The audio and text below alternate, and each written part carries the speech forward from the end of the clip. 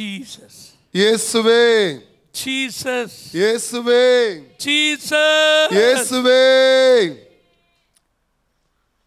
In the wonderful occasion, I would like to greet you all in the matchless name of the Lord and Savior ಈ Jesus ಸುಂದರವಾದಂತ Christ. ಸಮಯದಲ್ಲಿ ಕರ್ತನಾದ ಯೇಸು ಕ್ರಿಸ್ತನ ಹೆಸರಿನಲ್ಲಿ ನಿಮ್ಮೆಲ್ಲರೂ ನಾನು ವಂದಿಸುವನಾಗಿದ್ದೇನೆ. In the 40 days fasting prayer, the powerful things are going to start. ಈ 41 ದಿವಸದ ಉಪವಾಸ ಪ್ರಾರ್ಥನೆಯಲ್ಲಿ ದೇವರು ಶಕ್ತವಾದ ಕಾರ್ಯಗಳನ್ನು ಮಾಡಲಿಕ್ಕೆ ಆರಂಭಿಸಿದ್ದಾನೆ. But this is the third day of my session. ಇದು ಮೂರನೇ ದಿವಸವಾಗಿದೆ ನನ್ನ ಒಂದು section. The third day is very important. ಮೂರನೇ ದಿವಸವು ಅದು ತುಂಬಾ ಪ್ರಾಮುಖ್ಯವಾದದ್ದು. 2 days the dead body of Jesus was kept under the doom. 2 days. ಎರಡನೇ ದಿವಸದಲ್ಲಿ ಕರ್ತನಾದ ಯೇಸು ಕ್ರಿಸ್ತನ ಶರೀರವು ಅದು ಸಮಾಧಿಯಲ್ಲಿತ್ತು. But the third day, ಆದರೆ ಮೂರನೇ ದಿನ the power of the resurrection of the Holy Spirit raised Jesus from the doom to get alive. ಪರಿಶುದ್ಧಾತ್ಮನ ಪುನರುತ್ಥಾನ ಶಕ್ತಿಯು ಸಮಾಧಿಯಲ್ಲಿದ್ದಂತ ಯೇಸು ಕ್ರಿಸ್ತನನ್ನು ಅದು ಎಬ್ಬಿಸುವಂತೆ ಮಾಡಿತು. The third day, ಮೂರನೇ ದಿನ the power of the resurrection. ಪುನರುತ್ಥಾನದ ಶಕ್ತಿಯು, the third day, which the power of the resurrection raised the Jesus from the dead, the same Spirit of God is going to raise you all from every dead. ಮೂರನೇ ದಿನ ಪುನರ್ ಯೇಸು ಸ್ವಾಮಿಯನ್ನು ಪುನರುತ್ಥಾನವಾದ ಸತ್ತವರಿಂದ ಎಬ್ಬಿಸಿದಂತ ಅದೇ ಶಕ್ತಿಯು ಇವತ್ತು ನಿಮ್ಮಲ್ಲಿ ಕೂಡ ಕಾರ್ಯ ಮಾಡ್ತಾ ಇದೆ. Today is the power of the resurrection is going to touch you and make you to rise up. ಇವತ್ತು ಆ ಪುನರುತ್ಥಾನದ ಶಕ್ತಿಯು ನಿಮ್ಮ ಯೇಸು ಸ್ವಾಮಿಯನ್ನು ಸತ್ತವರಿಂದ ಎಬ್ಬಿಸಿದಂತ ಅದೇ ಶಕ್ತಿಯು ನಿಮ್ಮ ಜೀವಿತದಲ್ಲಿ ಕಾರ್ಯ ಮಾಡಲಿಕ್ಕೆ ಹೋಗ್ತದೆ. What is the need of the present day in the church?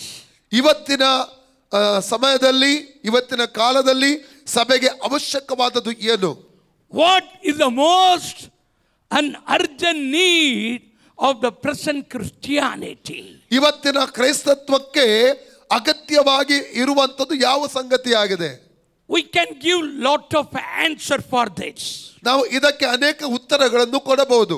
But what I am asking you, what is the most that important and urgent need of the present Christianity? ಇವತ್ತು ಕ್ರಿಸ್ತಿಯ ಜೀವಿತಕ್ಕೆ ಇವತ್ತಿನ ಕಾಲದಲ್ಲಿ ಯಾವುದು ಅವಶ್ಯಕವಾಗಿದೆ? I would like to give you the answer right now. ನಾನು ಇವತ್ತೇ ಬೇಕಾದ ಉತ್ತರವನ್ನು ಕೊಡುತ್ತೇನೆ. Anointing of the Holy Spirit is the most and urgent need of the present Christianity. ಪರಿಶುದ್ಧಾತ್ಮನ ಅಭಿಷೇಕವು ಇವತ್ತಿನ ದಿನಗಳಲ್ಲಿ ಸಭೆಗೆ ಅತಿ ಅವಶ್ಯಕವಾಗಿ ಬೇಕಾದಂತ ಸಂಗತಿ. The Holy Spirit is a very important person. ಪವಿತ್ರಾತ್ಮನು ಅತಿ ಪ್ರಾಮುಖ್ಯವಾದ ವ್ಯಕ್ತಿಯಾಗಿದ್ದಾನೆ. The Holy Spirit is the third person in the Trinity. ಪವಿತ್ರಾತ್ಮನು ತ್ರೈಕತ್ವದ ಮೂರನೇ ವ್ಯಕ್ತಿಯಾಗಿದ್ದಾನೆ. We know to worship the Father God, we know worship the Son of God, Jesus Christ, but we don't know how to worship that Holy Spirit of God. ನಮಗೆ ಗೊತ್ತು ತಂದೆಯಾದ ದೇವರನ್ನು ಹೇಗೆ ನಾವು ಆರಾಧಿಸಬೇಕು, ಕರ್ತನಾದ ಯೇಸು ಕ್ರಿಸ್ತನನ್ನು ಹೇಗೆ ಆರಾಧಿಸಬೇಕು, ಆದ್ರೆ ನಮಗೆ ಗೊತ್ತಿಲ್ಲ ತ್ರೈಕತ್ವದ ಮೂರನೇ ವ್ಯಕ್ತಿಯಾದಂತ ಪವಿತ್ರಾತ್ಮನನ್ನು ಆರಾಧಿಸುವಂತದ್ದು. In the church we giving that important to the Father God, we give that important to the Son of God, but most of the church is not giving that important to the Holy Spirit of God. ಅನೇಕ ಸಭೆಗಳಲ್ಲಿ ಈ ದಿನಗಳಲ್ಲಿ ತಂದೆಯಾದ ದೇವರಿಗೆ ಪ್ರಾಮುಖ್ಯತೆ ಕೊಡ್ತಾರೆ, ಕರ್ತನಾದ ಯೇಸು ಸ್ವಾಮಿಗೂ ಪ್ರಾಮುಖ್ಯತೆ ಕೊಡ್ತಾರೆ, ಆದ್ರೆ ಅನೇಕ ಸಭೆಗಳಲ್ಲಿ ಪವಿತ್ರಾತ್ಮನಿಗೆ ಪ್ರಾಮುಖ್ಯತೆಯನ್ನು ಕೊಡ್ತಾ ಇಲ್ಲ. The Holy Spirit is the least known person in this Christianity in those days. ಪವಿತ್ರಾತ್ಮನು ಆ ದಿನಮಾನಗಳಲ್ಲಿ ಅತಿ ಮುಖ್ಯವಾದಂತ ವ್ಯಕ್ತಿಯಾಗಿದ್ದನು. ये दुख की बात है. Sorry. It is It is very sad. ಇದು ತುಂಬಾ ದುಃಖವಾದ ಸಂಗತಿ ಆಗಿದೆ. Even though the Holy Spirit is the last person, third person in the Trinity, but he is the first person in the divinity. Hallelujah. ಪವಿತ್ರಾತ್ಮನು ತ್ರೇಕತ್ವದಲ್ಲಿ ಆತನ ಮೂರನೇ ವ್ಯಕ್ತಿ ಮತ್ತು ಪ್ರಾಮುಖ್ಯ ವ್ಯಕ್ತಿಯಾಗಿದ್ದಾನೆ. ಅದೇ ರೀತಿಯಲ್ಲಿ ದೈವಿಕತ್ವದಲ್ಲಿ ಆತನು ಪ್ರಾಮುಖ್ಯವಾದ ವ್ಯಕ್ತಿ ಕೂಡ ಆಗಿದ್ದಾನೆ. The Bible many times it described as a smoke, as the power, as the fire, as the dove, as the oil, but it is not the Holy Spirit. It is a character of the Holy Spirit. ಸತ್ಯವೇದದಲ್ಲಿ ಪವಿತ್ರಾತ್ಮನ ಆಗಮನದ ಕುರಿತಾಗಿ ಅನೇಕ ಗುರುತುಗಳನ್ನು ಕಾಣ್ತೇವೆ ಅಥವಾ ಅನೇಕ ಸೂಚನೆಗಳನ್ನು ಕಾಣ್ತೇವೆ. ಉದಾಹರಣೆಗೆ ಪಾರಿವಾಳ ಅಥವಾ ಬೆಂಕಿ ಅಥವಾ ನೀರು ಈ ರೀತಿಯ ಅನೇಕ ಕಾರ್ಯಗಳನ್ನು ಕಾಣ್ತೇವೆ. ಆದರೆ ಪವಿತ್ರಾತ್ಮನು ಅದಲ್ಲ, ಪವಿತ್ರಾತ್ಮನ ವ್ಯಕ್ತಿಯಾಗಿದ್ದಾನೆ. Holy Spirit is not the fire. Holy Spirit is not the cloud. Holy Spirit not the smoke. Holy Spirit is not the ice. Holy Spirit is not the flame.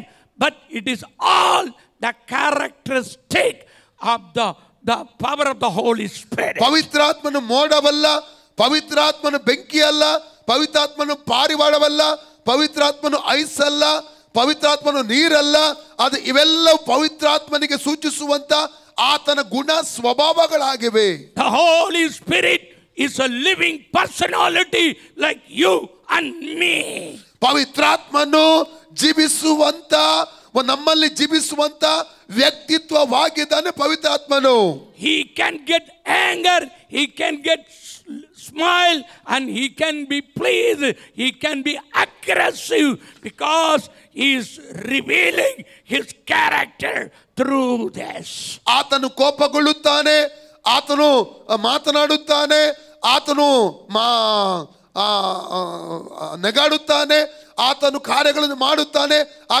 ಆತನು ನಮ್ಮ ಮೂಲಕವಾಗಿ ಆತನ ಸ್ವಭಾವಗಳನ್ನು ಪ್ರಕಟ ಮಾಡುತ್ತಾನೆ. The Holy Spirit is a living personality. ಪವಿತ್ರಾತ್ಮನು ಜೀವಿಸುವಂತಹ ವ್ಯಕ್ತಿತ್ವ ಉಳ್ಳವನಾಗಿದ್ದಾನೆ. No, this is the right time. We give the warm welcome in this place to the Holy Spirit. ಈ ಸಮಯವಾಗಿದೆ, ಈ ಸ್ಥಳದಲ್ಲಿ ಪರಿಶುದ್ಧಾತ್ಮನಿಗೆ ತುಂಬು ಹೃದಯದ ಸ್ವಾಗತನ ಮಾಡುವಂತದ್ದು. Can we stand for a little while? ಸ್ವಲ್ಪ ಸಮಯಕ್ಕೋಸ್ಕರ ಎದ್ದು ನಿಲ್ಲುತ್ತೀರೋ? He is the most honorable than anyone gathered here in this place. ಇಲ್ಲಿರುವಂತ ಎಲ್ಲರಿಗಿಂತಲೂ ಗೌರವವುಳ್ಳ ವ್ಯಕ್ತಿಯಾಗಿದ್ದಾನೆ ಪರಿಶುದ್ಧಾತ್ಮನು. He is the living personality. ಆತನು ಜೀವವುಳ್ಳ ವ್ಯಕ್ತಿತ್ವವುಳ್ಳವನು. Even though he is the last person in the Trinity, he is the first person of the divinity. Bring the deity to bring the revival to the whole place. ಒಂದು ವೇಳೆ ತ್ರೇಕತ್ವದ ಮೂರನೇ ವ್ಯಕ್ತಿ ಆಗಿದ್ದರು, ಇವತ್ತು ಮರದಂತ ವ್ಯಕ್ತಿ ಆಗಿದ್ರು, ಆ ತ್ರೇಕತ್ವದಲ್ಲಿ ಮೂರನೇ ವ್ಯಕ್ತಿಯಾಗಿ ಅತಿ ಪ್ರಾಮುಖ್ಯತೆ ಉಳ್ಳವನು, ಆ ಉಜ್ಜೀವನ ತರುವಂತ ವ್ಯಕ್ತಿಯಾಗಿದ್ದಾನೆ ಪರಿಶುದ್ಧಾತ್ಮನು. This is the time to honor the Holy Spirit of the living God. ಈ ಸಮಯವಾಗಿದೆ ಪವಿತ್ರಾತ್ಮನನ್ನು ಗೌರವಿಸುವುದು, ಮಹಿಮೆ ಪಡಿಸುವಂತದಾಗಿದೆ. We can talk more hours about the Holy Spirit.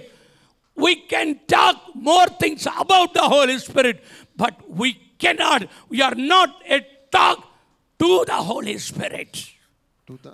To the Holy Spirit. We are நம்ம பரிசுத்த ஆவியானவரை பற்றி பேசுகிறோம், ஆனால் பரிசுத்த ஆவியானவரிடத்தில் பேசுவது இல்லை. ಹಲ್ಲೆಲೂಯಾ. ಪವಿತ್ರಾತ್ಮನ ಕುರಿತಾಗಿ ಬೇಕಾದಷ್ಟು ನಾವು ಮಾತಾಡ್ತೇವೆ, ಆದರೆ ಪವಿತ್ರಾತ್ಮನೊಂದಿಗೆ ನಾವು ಮಾತಾಡುವುದಿಲ್ಲ. Is a very sensitive person. ಆತನು ತುಂಬಾ ಸೂಕ್ಷ್ಮ ವ್ಯಕ್ತಿಯಾಗಿದ್ದಾನೆ. Very gentle person. ತುಂಬಾ ಒಂದು ದೀನ ಉಳ್ಳ ವ್ಯಕ್ತಿಯಾಗಿದ್ದಾನೆ. Without that invitation, the Holy Spirit will never enter any place. ಆತನ ಆಹ್ವಾನ ಇಲ್ಲದೆ ಎಲ್ಲಿ ಕೂಡ ಆತನು ಬರುವುದಿಲ್ಲ. He is very sensitive person. ತುಂಬಾ ಸೂಕ್ಷ್ಮತೆ ಉಳ್ಳ ವ್ಯಕ್ತಿಯಾಗಿದ್ದಾನೆ ಪವಿತ್ರಾತ್ಮನು. He is eager to waiting to receive our honor in this place. ಆತನು ನಮ್ಮ ಗೌರವವನ್ನು ಸ್ವೀಕರಿಸುವುದಕ್ಕಾಗಿ ತುಂಬಾ ಹಂಬಲದಿಂದ ಕಾಯ್ತಾ ಇದ್ದಾನೆ. Shall we give the warm welcome and begin to the Holy Spirit to welcome. ತುಂಬು ಹೃದಯದ ಸ್ವಾಗತವನ್ನು ನಾವು ಪವಿತ್ರಾತ್ಮನಿಗೆ ಮಾಡೋಣವಾ? Welcome Holy Spirit. ಪವಿತ್ರಾತ್ಮನೇ ಸ್ವಾಗತ. Welcome Holy Spirit. ಪವಿತ್ರಾತ್ಮನೇ ಸ್ವಾಗತ. You are our hero of this day. ಇವತ್ತು ನೀನು ನಮ್ಮ ನಾಯಕನು, ಹೀರೋ ಆಗಿದ್ದಿ ಈ ಸ್ಥಳದಲ್ಲಿ ಈ ದಿವಸ. If you are not hero, we will be zero. ನೀವು ಇಲ್ಲದಿದ್ದರೆ ನಾವು ಶೂನ್ಯವಾಗಿದ್ದೇವೆ. Holy Spirit. ಪವಿತ್ರಾತ್ಮರೇ, we are so excited. ನಾವು ತುಂಬಾ ಉತ್ಸುಕರಾಗಿದ್ದೇವೆ. We had been waited for you. ನಾವು ನಿಮಗೋಸ್ಕರ ಕಾಯುತ್ತಾ ಇದ್ದೇವೆ. Without you we cannot do anything. Holy Spirit. ನಿನ್ನನ್ನು ಬಿಟ್ಟು ನಾವು ಏನು ಮಾಡ್ಲಿಕ್ಕೆ ಆಗಲ್ಲ. Holy Spirit. ಪವಿತ್ರಾತ್ಮರೇ, how beautiful you are. ನೀವು ತುಂಬಾ ಎಷ್ಟು ಸುಂದರವಾಗಿದ್ದಿ. How beautiful you are. ಎಷ್ಟು ಸುಂದರವಾಗಿದ್ದಿ ನೀನು. Holy Spirit. ಪವಿತ್ರಾತ್ಮರೇ, I love you Holy Spirit. ನಾವು ನಿಮ್ಮನ್ನು ಪ್ರೀತಿಸುತ್ತೇವೆ. ಹೇಳಿ ಎಲ್ಲರೂ, ಪರಿಶುದ್ಧಾತ್ಮರೇ ನಿಮ್ಮನ್ನು ಪ್ರೀತಿಸುತ್ತೇವೆ. I love you Holy Spirit. I love you Holy Spirit. ಪವಿತ್ರಾತ್ಮರೇ ನಿಮ್ಮನ್ನು ಪ್ರೀತಿಸುತ್ತೇವೆ. We love you Holy Spirit. ನಿಮ್ಮನ್ನು ಪ್ರೀತಿಸುತ್ತೇವೆ ಪವಿತ್ರಾತ್ಮರೇ. Holy Spirit. ಪವಿತ್ರಾತ್ಮರೇ, we thank you for you arrived at the right time. ಈ ಸ್ಥಳದಲ್ಲಿ ನೀನು ಆಗಮಿಸಿರುವುದಕ್ಕಾಗಿ, ಸರಿಯಾದ ಸಮಯದಲ್ಲಿ ಆಗಮಿಸಿರುವುದಕ್ಕಾಗಿ ನಿಮಗೆ ವಂದನೆ ಹೇಳ್ತಾ ಇದ್ದೇವೆ. This is your time. ಇದು ನಿನ್ನ ಸಮಯವಾಗಿದೆ. This is your place. ಇದು ನಿನ್ನ ಸ್ಥಳವಾಗಿದೆ. This is your people. ಇದು ನಿನ್ನ ಜನರಾಗಿದ್ದಾರೆ. we desperately, we are in need of you. We are in need of you. ನಮಗೆ ತುಂಬಾ ನಿನ್ನನ್ನು ತುಂಬಾ ನಮಗೆ ಅಗತ್ಯವಾಗಿದೆ. Thank you Holy Spirit. ವಂದನೆ ಪವಿತ್ರಾತ್ಮರೇ. Holy Spirit, ಪವಿತ್ರಾತ್ಮರೇ, let me join together and work together to exalt the name of the Jesus, the Lord and Savior. ಒಟ್ಟಾಗಿ ಸೇರಿ ಇವತ್ತು ಕರ್ತನಾದ ಯೇಸು ಕ್ರಿಸ್ತನ ಹೆಸರನ್ನು ನಾವು ಮಹಿಮೆ ಪಡಿಸೋಣ. Holy Spirit is in our midst. Holy Spirit is in our midst. ಪವಿತ್ರಾತ್ಮನು ನಮ್ಮ ಮಧ್ಯದಲ್ಲಿದ್ದಾರೆ.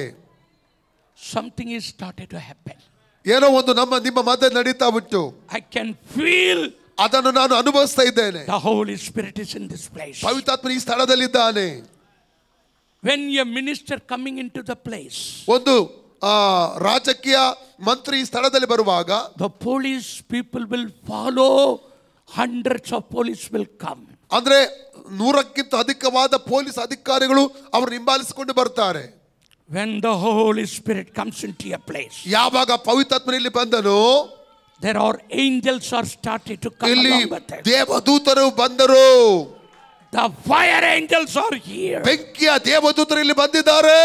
This is not the ministry of the person, but this is the ministry of the Holy Spirit. ಇದು ಒಬ್ಬ ವ್ಯಕ್ತಿಯ ಸೇವೆ ಅಲ್ಲ, ಇದು ಪವಿತ್ರಾತ್ಮರ ಸೇವೆ ಆಗಿದೆ. I have no control over the Holy Spirit, but the Holy Spirit have a control over me. ನನಗೆ ಪವಿತ್ರಾತ್ಮನ ಮೇಲೆ ನಿಯಂತ್ರಣ ಇಲ್ಲ, ಪವಿತ್ರಾತ್ಮನಿಗೆ ನನ್ನ ಮೇಲೆ ನಿಯಂತ್ರಣ ಇದೆ. I give the whole control to the hands of the Holy Spirit. ನನ್ನ ಪರಿಪೂರ್ಣ ನಿಯಂತ್ರಣವನ್ನು ಪರಿಶುದ್ಧಾತ್ಮರಿಗೆ ನಾನು ಒಪ್ಪಿಸಿಕೊಡ್ತೇನೆ. Uncontrollable anointing is going to come upon you. ನಿಯಂತ್ರಿಸಲಿಕ್ಕೆ ಸಾಧ್ಯವಾಗದಂತ ಅಭಿಷೇಕವು ಈ ಸ್ಥಳದಲ್ಲಿ ಇಳಿಲಿಕ್ಕೆ ಹೋಗ್ತಾ ಇದೆ. Unstoppable anointing is started to move in this place. ನಿಲ್ಲಿಸಲಿಕ್ಕೆ ಸಾಧ್ಯವಾಗದಂತ ಅಭಿಷೇಕವನ್ನು ಈ ಸ್ಥಳದಲ್ಲಿ ಪವಿತ್ರಾತ್ಮ ಸುರಿಸ್ತಾ ಇದ್ದಾನೆ. Now everyone's inner eyes started to open. ಎಲ್ಲರ ಒಳಗಿನ ಕಣ್ಣುಗಳು, ಆತ್ಮಿಕ ಕಣ್ಣುಗಳು ತೆರೆಯಲಿಕ್ಕೆ ಹೋಗ್ತಾ ಇದೆ. God is opening your spiritual eye right now. ದೇವರು ನಿಮ್ಮ ಆತ್ಮಿಕ ಕಣ್ಣುಗಳು ತೆರೀತಾ ಇದ್ದಾನೆ. Now I am seeing this heaven. We are not under a building. We are in the open heaven. ನಾವು ಈಗ ಈ ಕಟ್ಟಡದ ಕೆಳಗಡೆ ಇಲ್ಲ, ನಾವು ತೆರೆದಂತ ಪರಲೋಕದ ಕೆಳಗಡೆ ಇದ್ದೇವೆ. We are not under a four-wall room. We are under the four-direction heaven. ನೀವು ಇಲ್ಲಿ ಇವತ್ತು ಈ ಕಟ್ಟಡದ ಕೆಳಗಡೆ ನಾವಿಲ್ಲವ, ನಾವು ಪವಿತ್ರ ಪರಲೋಕದ ಕೆಳಗಡೆ ನಾವಿದ್ದೇವೆ. You can see the chariots of fire. ನೀವು ಬೆಂಕಿಯ ರಥಗಳನ್ನು ಕಾಣಬಹುದು. You can see the horses of fire. ನೀವು ಬೆಂಕಿಯ ಕುದುರೆಗಳನ್ನು ಕಾಣಬಹುದು. You can see the wheels of fire. ನೀವು ಬೆಂಕಿಯ ಮೋಡಗಳನ್ನು ಕಾಣಬಹುದು. You can see the rivers of fire is going to flow from the pulpit. ನೀವು ಇಲ್ಲಿ ಬೆಂಕಿಯ ನದಿಗಳು ಹರಿಯುವಂತದನ್ನು ಕಾಣಬಹುದು. Today ಇವತ್ತು you have the baptism service in this place. ನಿಮಗೆ ಬೆಂಕಿಯ ಆತ್ಮನ ಒಂದು ಸೇವೆಯಲ್ಲಿ ನಡೀಲಿಕ್ಕೆ ಹೋಗ್ತದೆ. We have a baptism service. ನಮಗೆ ಒಂದು ದೀಕ್ಷಾ ಸ್ಥಾನದ ಒಂದು ಸೇವೆಯಲ್ಲಿ ನಡೀಲಿಕ್ಕೆ ಹೋಗ್ತದೆ. Because the river of fire is going to flow from the pulpit. ಯಾಕಂದ್ರೆ ಬೆಂಕಿಯ ನದಿಗಳು ಇಲ್ಲಿ ಹರಿತಾ ಇದೆ. Whether you know swimming or not, no matter. ನಿಮಗೆ ಈಜಲು ಗೊತ್ತಿದೆಯೋ ಗೊತ್ತಿಲ್ಲವೋ ಗೊತ್ತಿಲ್ಲ, ಅದು ದೊಡ್ಡ ವಿಷಯವೇ ಅಲ್ಲ. But when the river of fire is started to flow, get ready to jump into the river. ಯಾವಾಗ ಈ ಬೆಂಕಿಯ ನದಿ ಹರಿಲಿಕ್ಕೆ ಆರಂಭವಾಗ್ತದೋ ಅಲ್ಲಿ ನೀವು ಅದರಲ್ಲಿ jump hockey ಲಾಗ hockey ಈಜಲಿಕ್ಕೆ ಆರಂಭಿಸಿರಿ. Hallelujah. Hallelujah. Thank you, Holy Spirit. Thank you, Holy Spirit. Holy Spirit, ಪವಿತ್ರಾತ್ಮರೇ, take your honorable seat in our midst. ನಿಮ್ಮ ಗೌರವವನ್ನು ನಮ್ಮ ಮೂಲಕ ಪಡೆದುಕೊಳ್ಳಿ. We honor you. ನಿಮ್ಮನ್ನು ಗೌರವಿಸುತ್ತೇವೆ. We bow down before you. ನಿಮ್ಮ ಮುಂದೆ ನಾವು ತಲೆ ಬಾಗಿಸಿಕೊಳ್ಳುತ್ತೇವೆ. As I speak, let the name of Jesus increase. ನಾವು ಇಲ್ಲಿ ಯೇಸು ಕ್ರಿಸ್ತನ ಹೆಸರನ್ನು ಮಹಿಮೆಪಡಿಸಿ ನಾವು ತೆಗೆದುಕೊಳ್ತಾ ಇದ್ದೇವೆ. As I speak, your name be glorified. Sorry. As I speak, your name be glorified. ನಾನೀಗ ಮಾತಾಡುತ್ತೇನೆ, ನಿನ್ನ ಹೆಸರು ಮಹಿಮೆ ಹೊಂದಲಿ. I surrender and submit unto your feet and presence. ಪವಿತ್ರಾತ್ಮರೇ, ನಾನು ಪೂರ್ಣವಾಗಿ ಸಮರ್ಪಿಸುತ್ತೇನೆ, ಅಧೀನನಾಗುತ್ತೇನೆ ನಿನ್ನ ಸಾನ್ನಿಧ್ಯದಲ್ಲಿ. Hallelujah. Hallelujah. Praise be to God, sister. ಕರ್ತನ ಪರಿಶುದ್ಧವಾದಂಥ ನಾಮಕ್ಕೆ ಸ್ತೋತ್ರ ಉಂಟಾಗಲಿ. Really, she is a great woman of God. ನಿಜವಾಗಿ ಇವರು ಶ್ರೇಷ್ಠವಾದಂಥ ಸ್ತ್ರೀ ಆಗಿದ್ದಾರೆ.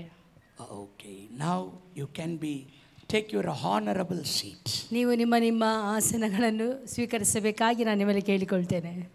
Don't feel we are preaching, you are hearing. ನೀವು ಎಂದಿಗೂ ಸಹ ಈ ರೀತಿಯಲ್ಲಿ ಭಾವಿಸಬಾರ್ದು, ನಾವು ಮಾತ್ರ ಮಾತಾಡ್ತಾ ಇದ್ದೇವೆ, ಅಂದರೆ ನಾವು ಇಲ್ಲಿ ಪ್ರಸಂಗ ಮಾಡ್ತಾ ಇದ್ದೇವೆ, ನೀವು ಮಾತ್ರ ಕೂತ್ಕೊಂಡು ಕೇಳ್ತಾ ಇದ್ದೀರಾ ಅಂತ ಹೇಳಿ. I am not come here to just preach and go. ನಾನು ಕೇವಲ ಇಲ್ಲಿ ಬಂದು ಆ ಒಂದು ಸಂದೇಶ ಕೊಟ್ಟು ಹೋಗುವುದಕ್ಕಾಗಿ ಬಂದವನಲ್ಲ. I come here to prove the power of the Holy Spirit. ಅಂದರೆ ದೇವರಾತ್ಮನ ಆ ಒಂದು ಖಚಿತತೆ, ದೇವರಾತ್ಮನ ಕಾರ್ಯಗಳ ಖಚಿತತೆಯನ್ನು ನಾನು ಇಲ್ಲಿ ತೋರ್ಪಡಿಸಿ ಹೋಗುವುದಕ್ಕಾಗಿ ನಾನು ಬಂದವನಾಗಿರ್ತೇನೆ. I am here to prove the Holy Spirit is a living personality. ಪರಿಶುದ್ಧಾತ್ಮನು ಇವತ್ತಿಗೂ ಸಹ ಜೀವಿಸುತ್ತಾ ಇದ್ದಾನೆ ಅಂತ ಹೇಳಿ ನಾನು ನಿರೂಪಿಸುವುದಕ್ಕಾಗಿ ನಾನು ಇಲ್ಲಿ ಬಂದಿರುತ್ತೇನೆ. We are living in the age of the Holy Spirit. ನಾವು ಈ ದಿನಗಳಲ್ಲಿ ಪರಿಶುದ್ಧಾತ್ಮನ ಆ ಯುಗಗಳಲ್ಲಿ ಜೀವಿಸುತ್ತಾ ಇದ್ದೇವೆ. Even though the Holy Spirit is the least known person in the Trinity, he is the first person in the God's head.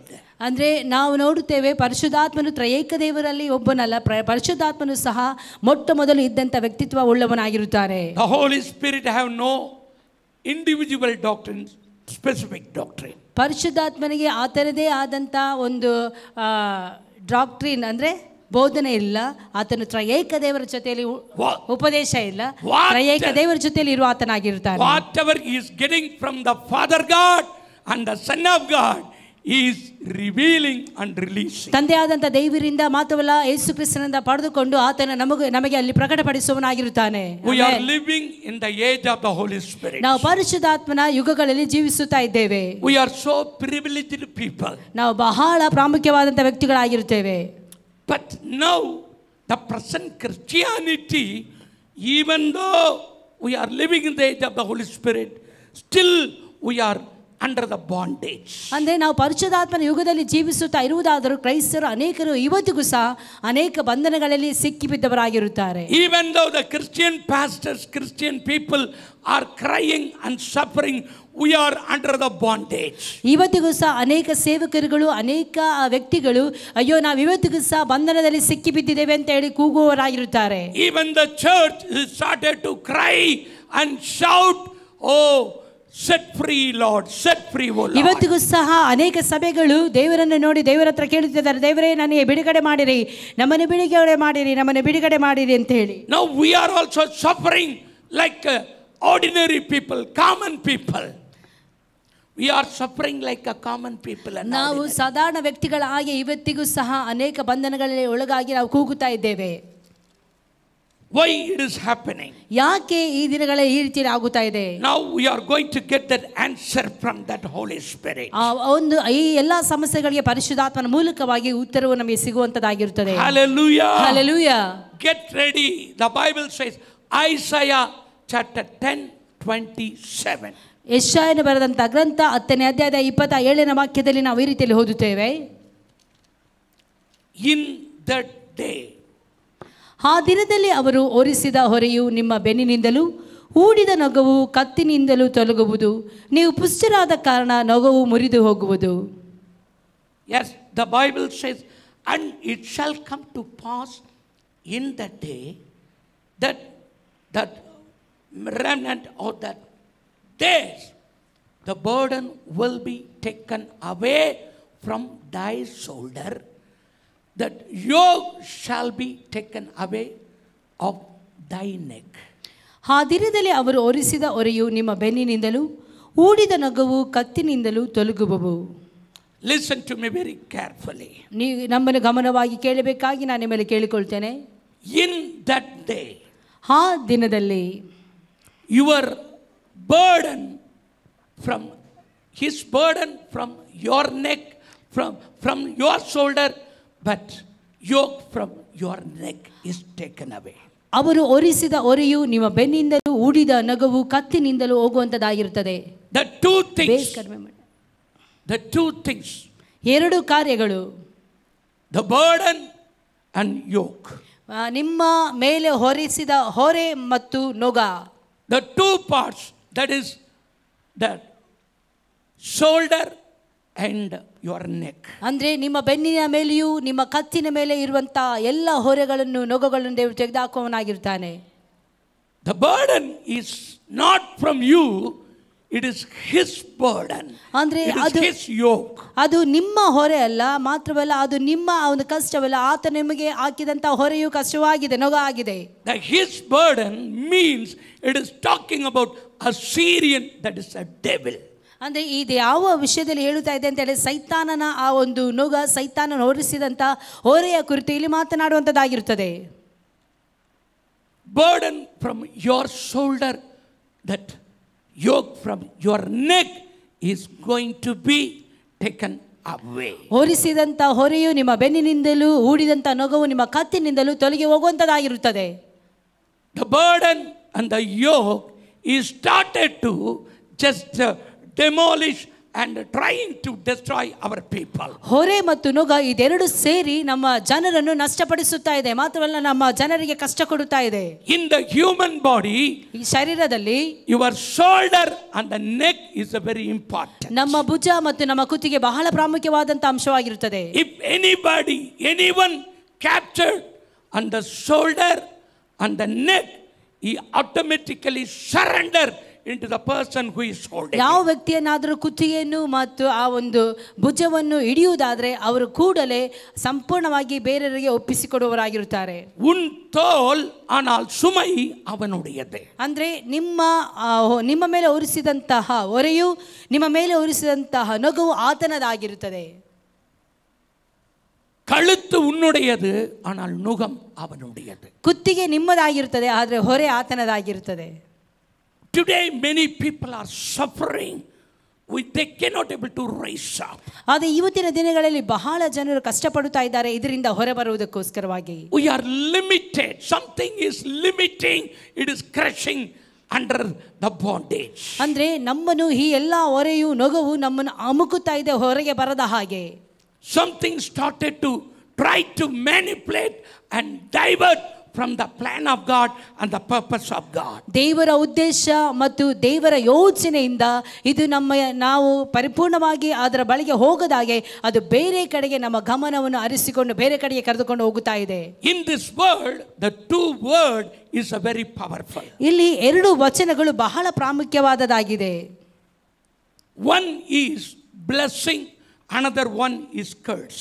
ಒಂದು ಆಶೀರ್ವಾದ, ಇನ್ನೊಂದು ಶಾಪದ ಮಾತುಗಳು. The curse and blessing is traveling hundreds of years, generation to generation. ಈ ಆಶೀರ್ವಾದ ಮತ್ತು ಶಾಪವು ಸಾವಿರಾರು ಅಂದ್ರೆ ನೂರಾರು ವರ್ಷಗಳಿಂದ ಇದು ಒಟ್ಟಾಗಿ ಚಲಿಸುತ್ತಾ ಇದೆ, ನಡೆದುಕೊಂಡು ಹೋಗುತ್ತಾ ಇದೆ. Many people cannot able to understand this is a curse. ಅನೇಕರಿಗೆ ಇವತ್ತು ಗೊತ್ತಾಗ್ತಾ ಇಲ್ಲ ಇದು ಒಂದು ಶಾಪವಾಗಿದೆ ಅಂತ ಹೇಳಿ. Many people, they are automatically they are affected by the spirit of curse. ಅಂದ್ರೆ ಅನೇಕರಿಗೆ ಗೊತ್ತಿಲ್ಲ, ಹೇಗೋ ಆಗಿ ಅವರು ಈ ಶಾಪದ ಆತ್ಮಕ್ಕೆ ಸಿಲುಕಿ ಬಿದ್ದಿರುತ್ತಾರೆ, ಒಳಗಾಗಿರುತ್ತಾರೆ. Even though we are saved by the blood of Jesus, but still we are under some bondage. ಅಂದ್ರೆ ಯೇಸು ಕ್ರಿಸ್ತನ ರಕ್ತದಿಂದ ತೊಳೆಯಲ್ಪಟ್ಟ ರಕ್ಷಣೆಯನ್ನು ಹೊಂದಿಕೊಂಡರೂ ಸಹ ಅನೇಕರು ಈ ದಿನಗಳಲ್ಲಿ ಅನೇಕ ಬಂಧನಗಳಿಗೆ ಸಿಕ್ಕಿ ಬಿದ್ದವರಾಗಿರುತ್ತಾರೆ. That's why we are going through such a trials and tribulations. ಆದುದರಿಂದಲೇ ನಾವು ಅನೇಕ ಸಮಸ್ಯೆಗಳಿಂದಲೂ ಅಷ್ಟೇ ಅನೇಕ ಕಷ್ಟಗಳಿಂದ ಹಾದು ಹೋಗುತ್ತಾ ಇದ್ದೇವೆ. Many times the witchcraft of demonic oppression and depression also it is affecting the people of God. ಆದುದರಿಂದಲೇ ಮಾಟ ಮಂತ್ರದ ಶಕ್ತಿಗಳು ಮಾತ್ರವಲ್ಲ ಶಾಪದ ಮಾತುಗಳು ಅದೇ ರೀತಿಯಲ್ಲಿ ಮಾನಸಿಕವಾದಂತಹ ಒತ್ತಡಗಳು ಅನೇಕರನ್ನು ಈ ದಿನಗಳಲ್ಲಿ ಬಾಧಿಸುತ್ತಾ ಇರುವುದನ್ನು ನಾವು ಕಾಣುತ್ತೇವೆ. Many people cannot able to understand, cannot see something is affected. We are under the problem. ಅವರಿಗೆ ಅನೇಕರಿಗೆ ಗಮನಿಸಲು ಸಾಧ್ಯವಾಗುತ್ತಿಲ್ಲ, ನಾವು ಈ ದಿನಗಳಲ್ಲಿ ತೊಂದರೆಗಳಲ್ಲಿ ಸಿಕ್ಕಿಬಿದ್ದಿದ್ದೇವೆ, ಸೈತಾನನ ನೊಗದಲ್ಲಿ ಸಿಕ್ಕಿಬಿದ್ದಿದ್ದೇವೆ ಅಂತೇಳಿ ಅವರು ಅರ್ಥ ಮಾಡಿಕೊಳ್ಳಲು ಸಾಧ್ಯವಾಗುತ್ತಿಲ್ಲ.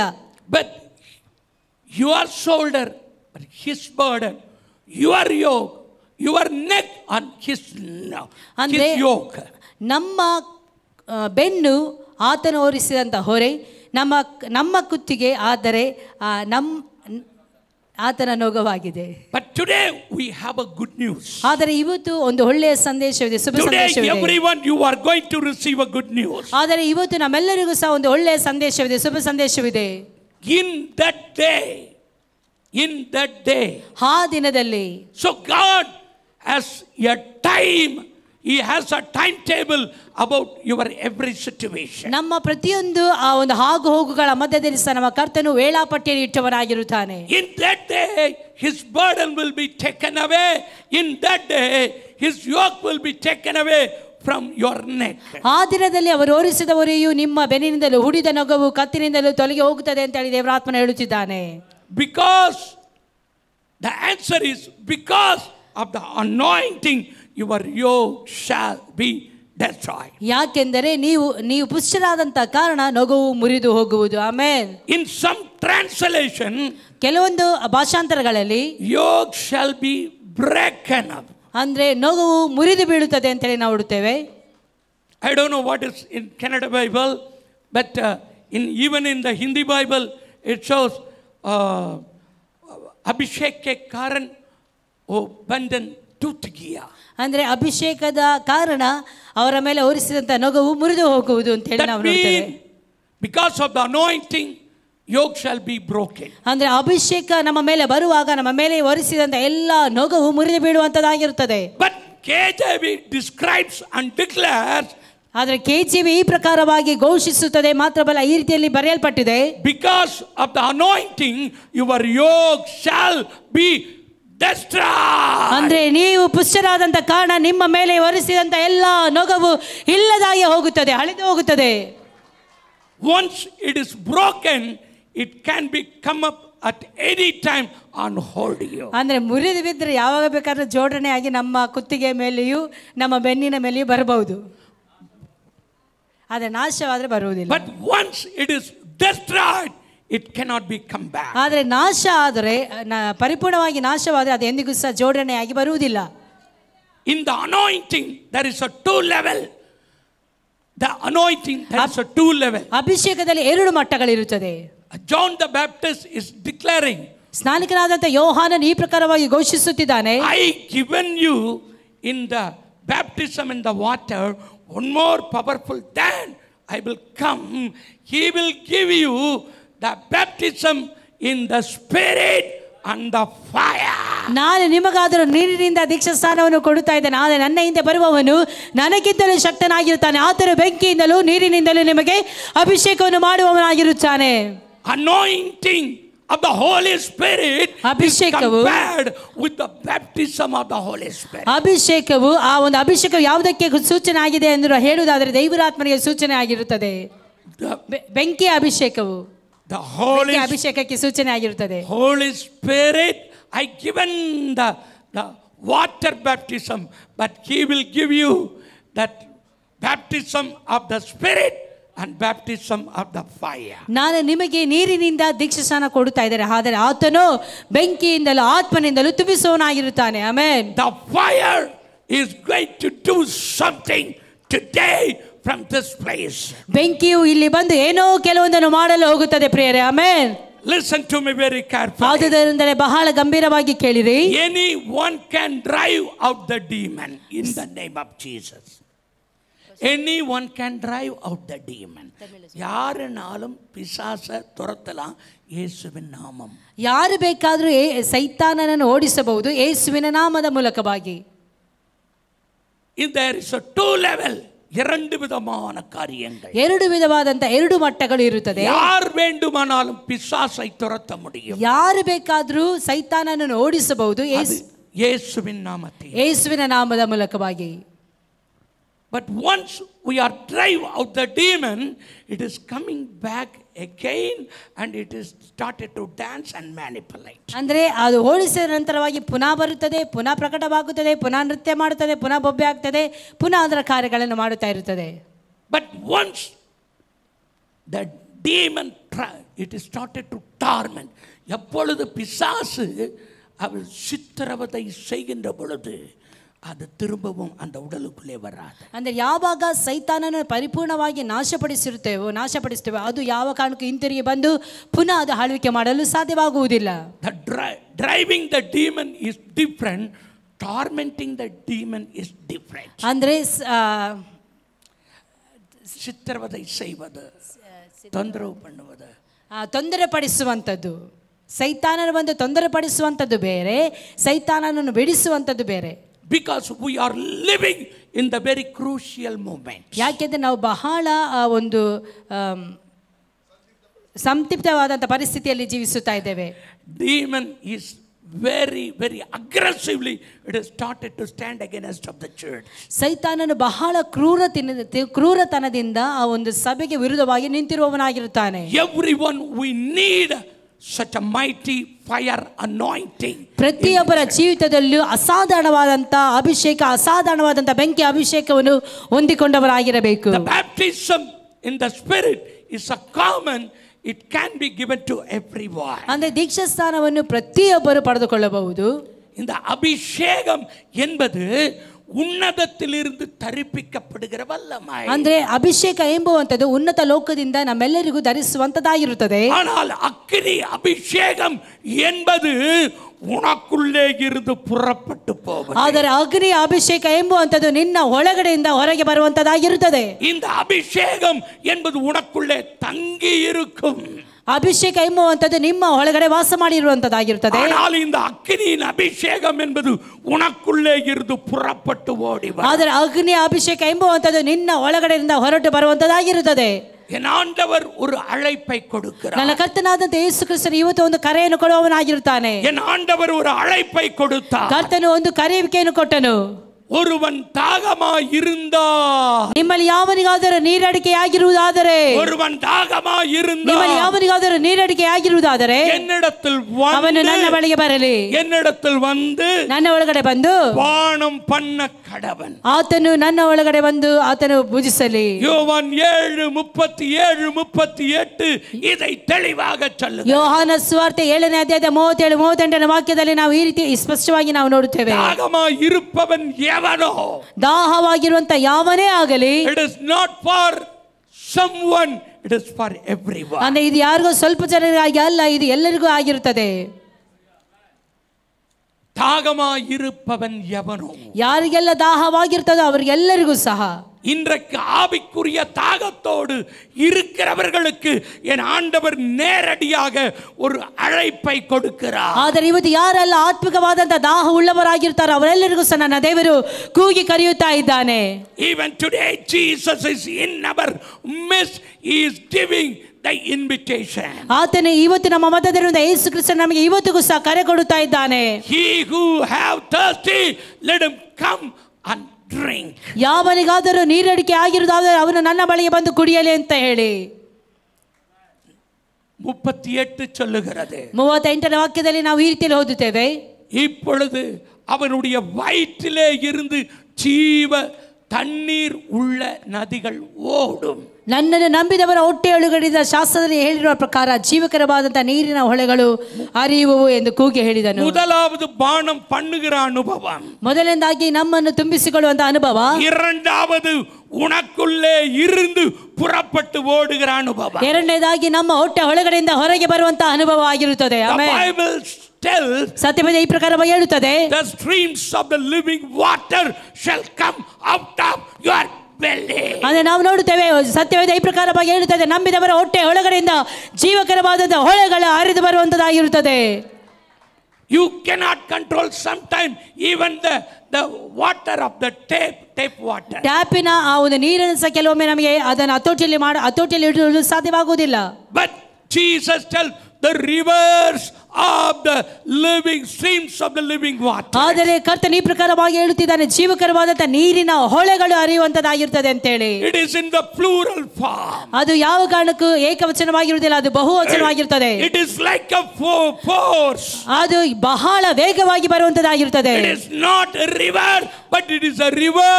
ಅದು ನದಿ ಅಲ್ಲ, ನದಿಗಳಾಗಿ ಒಳಗೆ ಬರುವಂತದ್ದಾಗಿರುತ್ತದೆ. The river will never go reverse. ಅಂದ್ರೆ ನದಿ ಯಾವ ಕಾರಣಕ್ಕೂ ಹಿಂದಿರುಗಿ ಬರುವಂತದ್ದಾಗಿರುತ್ತದೆ. River always flow and forward. ನದಿ ಯಾವಾಗಲೂ ಮುಂದೆ ಮುಂದೆ ಹರಿದುಕೊಂಡು ಹೋಗುವಂತದ್ದಾಗಿರುತ್ತದೆ. This fire will come out of your belly. ಈ ಒಂದು ಬೆಂಕಿಯು ನಮ್ಮ ಹೊಟ್ಟೆ ಒಳಗಡೆಯಿಂದ ಹೊರ ಬರುವಂತದ್ದಾಗಿರುತ್ತದೆ. Amen. That is the fire anointing. ಅದೇ ಆಗಿದೆ ಬೆಂಕಿ ಅಭಿಷೇಕ. That is the force. ಅದೇ ಆಗಿದೆ ಒಂದು ವೇಗ. There is a two level in the anointing. ಈ ಅಭಿಷೇಕದಲ್ಲಿ ಎರಡು ರೀತಿಯಾದ ಹಂತಗಳಿರುತ್ತದೆ. பானம் பண்ணுகிற அனுபவம் என்பது வேறு, நதிகளை போல புறப்பட்டு ஓடுகிற அனுபவம் என்பது வேறு. ಅಂದ್ರೆ ಒಳಗೆ ಬರುವಂತದ್ದು ಬೇರೆ ಆಗಿರುತ್ತದೆ, ನದಿಯೋಪಾದಿಯಲ್ಲಿ ಹೊರಗೆ ಹೋಗುವಂತದ್ದು ಬೇರೆ ಅನುಭವ ಆಗಿರುತ್ತದೆ. இந்த அக்கினி அபிஷேகம் உனக்குள்ளே இருந்து நதிகளை போல பாய்ந்து செல்ல. ಈ ಅಗ್ನಿ ಅಭಿಷೇಕವು ನಿನ್ನ ಹೊಟ್ಟೆ ಒಳಗಡೆಯಿಂದ ಅದು ನದಿಯಾಗಿ ಹರಿದು ಎಲ್ಲಾ ಕಡೆಗಳಲ್ಲಿ ಹೋಗುವಂತದ್ದಾಗಿರುತ್ತದೆ. ಪ್ರಿಯರೇ, இன்றைக்கு சத்துரு எதிராக சூழ்ந்து கொள்ளுகின்ற பொழுது உனக்குள்ளே இருந்து அக்கினி நதிகள் புறப்பட்டு ஓடுகின்ற பொழுது எந்த பிசாசோ மாந்திரீகமோ பில்லி சூனியமோ உனக்கு எதிராக நிற்க முடியாது. ಸೈತಾನ ನಮಗೆ ವಿರುದ್ಧವಾಗಿ ಹೋರಾಡುವಾಗ, ಸೈತಾನ ನಮಗೆ ವಿರುದ್ಧವಾಗಿ ಬರುವಾಗ ನಮ್ಮ ಹೊಟ್ಟೆ ಒಳಗಡೆಯಿಂದ ಅಗ್ನಿ ಬರುವುದಾದರೆ, ಈ ಅಭಿಷೇಕ ನಮ್ಮ ಹೊಟ್ಟೆ ಒಳಗಡೆಯಿಂದ ಬರುವುದಾದರೆ ಯಾವುದೇ ರೀತಿಯ ಮಂತ್ರವಾಗಿರಬಹುದು, ಮಾಟವಾಗಿರಬಹುದು, ಇನ್ನು ಯಾವುದೇ ರೀತಿಯಾದಂತಹ ಸಂಕಟಗಳಾಗಲಿ ನಮ್ಮನ್ನು ತಾಕಲು ಸಾಧ್ಯವಿಲ್ಲ. ಪ್ರಿಯರೇ, அநேகருடைய குடும்பத்திலே இன்றைக்கு பிரச்சனைகள் மேலே பிரச்சனைகள், குடும்பம் உடைக்கப்பட்டிருக்கிறது, சபைகளும் உடைக்கப்பட்டிருக்கிறது. ಈ ದಿನಗಳಲ್ಲಿ ಅನೇಕ ಕಡೆಗಳಲ್ಲಿ ಕುಟುಂಬಗಳಲ್ಲಿ ಸಮಸ್ಯೆ, ಕುಟುಂಬಗಳಲ್ಲಿ ವೇದನೆಗಳ, ಕುಟುಂಬಗಳಲ್ಲಿ ಒಡೆಯಲ್ಪಟ್ಟಂತಹ ಅನುಭವಗಳು, ಸಭೆಗಳಲ್ಲಿ ಅನೇಕ ವೇದನೆಗಳಲ್ಲಿ, ಸಭೆಗಳಲ್ಲಿ ಅನೇಕ ಸಮಸ್ಯೆಗಳನ್ನು ತಂದಾಕುತ್ತಾ ಇದ್ದಾನೆ ಸೈತಾನನು. இன்றைக்கு மாந்திரிகத்தினுடைய ஆவிகள், பில்லி சூனியத்துடைய ஆவிகள், பிசாசின் ஆவிகள், இன்று பலவிதமான ஆவிகள் குடும்பங்களை, சபைகளை, ஊழியங்களை அலைக்கழித்துக் கொண்டிருக்கிற இந்த தருணத்திலே, ಆದರೆ ಈ ದಿನಗಳಲ್ಲಿ ಮಂತ್ರಗಳನ್ನು ಮಾಡಿ, ಮಾಟುಗಳನ್ನು ಮಾಡಿ, ವ್ಯಕ್ತಿಗಳನ್ನು ಗಲಿಬಿಲಿಗಳನ್ನು ಮಾಡುತ್ತಿರುವಂತಹ ಕುಟುಂಬಗಳ ಮಧ್ಯದಲ್ಲಿ ಸಮಸ್ಯೆಗಳನ್ನು, ಕುಟುಂಬಗಳಲ್ಲಿ ಒಡಕುಗಳನ್ನು ಉಂಟು ಮಾಡುತ್ತಿದ್ದಾನೆ. ಮಾತ್ರವಲ್ಲ, ಸಭೆಗಳಲ್ಲಿ ಅನೇಕ ಒಡಕುಗಳನ್ನು ಮಾಡುತ್ತಾ ಇದ್ದಾನೆ ಸೈತಾನನು. இந்த அந்தகார சக்திகளை விரட்டி அடிக்க வேண்டும் என்றால் உனக்குள்ளே இந்த அக்னியின் அபிஷேகம் தேவை. ಆದರೆ ಈ ಒಂದು ಸೈತಾನನ ಓಡಿಸಬೇಕಾದ್ರೆ, ಈ ಎಲ್ಲಾ ಕ್ರಿಯೆಗಳನ್ನು ಓಡಿಸಬೇಕಾದರೆ ನಮಗೆ ಬೆಂಕಿ ಅಭಿಷೇಕ ಅಗತ್ಯವಾಗಿ ಬೇಕಾಗಿರುತ್ತದೆ ಪ್ರಿಯರೇ. லூக்கா 12:49 ಯೇಸು தன்னுடைய நோக்கத்தை விவரிக்கிறார். ಲೂಕ 12ನೇ ಅಧ್ಯಾಯದ 49ನೇ ವಾಕ್ಯದಲ್ಲಿ ದೇವರು ಕರ್ತನಾದಂತ ಯೇಸು ಕ್ರಿಸ್ತನು ತನ್ನ ವಿಷಯದಲ್ಲಿ ಅಲ್ಲಿ ಹೇಳುತ್ತಾ ಇದ್ದಾನೆ. I have come here to bring the fire on this earth, already it should be kindled. ನಾನು ನಿಮ್ಮ ಮಧ್ಯದಲ್ಲಿ ಬೆಂಕಿಯನ್ನು ಹಾಕಲು ಬಂದಿದ್ದೇನೆ ಅಂತ ಹೇಳಿ ಯೇಸು ಕ್ರಿಸ್ತನಲ್ಲಿ ಹೇಳುವುದನ್ನು ನಾವಲ್ಲಿ ನೋಡುತ್ತೇವೆ.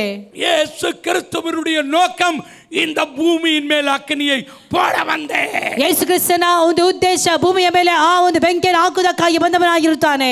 இந்த உடுப்பியின் மேலே இருக்கிற சபையின் மேல் அக்கினியை போட வந்தேன். ಈ ದಿನಗಳಲ್ಲಿ ಉಡುಪಿಯ ಸಭೆಯ ಮೇಲೆ ಆತನ ಬೆಂಕಿಯನ್ನು ಹಾಕುವುದಕ್ಕಾಗಿ ನನ್ನ ದೇವರ ಆತ್ಮನೇ ಬಂದಿದ್ದಾನೆ. அது 40 நாட்கள் கழித்து பற்றி எரிய வேண்டும் என்று விரும்புகிறேன் என்று சொல்லவில்லை. ಅಂದ್ರೆ ಆ ಅದ್ಭುತಗಳ ಆ ಒಂದು ದಿನಗಳು ಹತ್ತಿ ಉರಿಯುತ್ತಾ ಇದೆ ಅಂತ ಹೇಳಿ ಅಲ್ಲಿ ಹೇಳಲಿಲ್ಲ.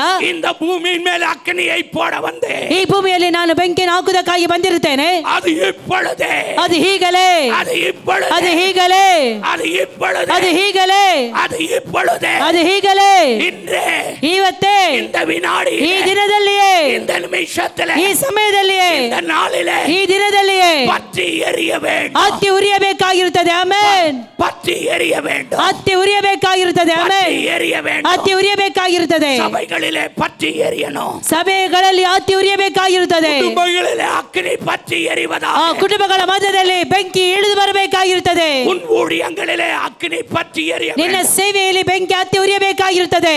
உன் கண்களுக்குள் இந்த அக்கினி பற்றி எரிய ನಿನ್ನ வேண்டும். ಕಣ್ಣುಗಳ ಒಳಗಡೆ ಈ ಬೆಂಕಿ ಹತ್ತಿ ಉರಿಯಬೇಕಾಗಿರುತ್ತದೆ.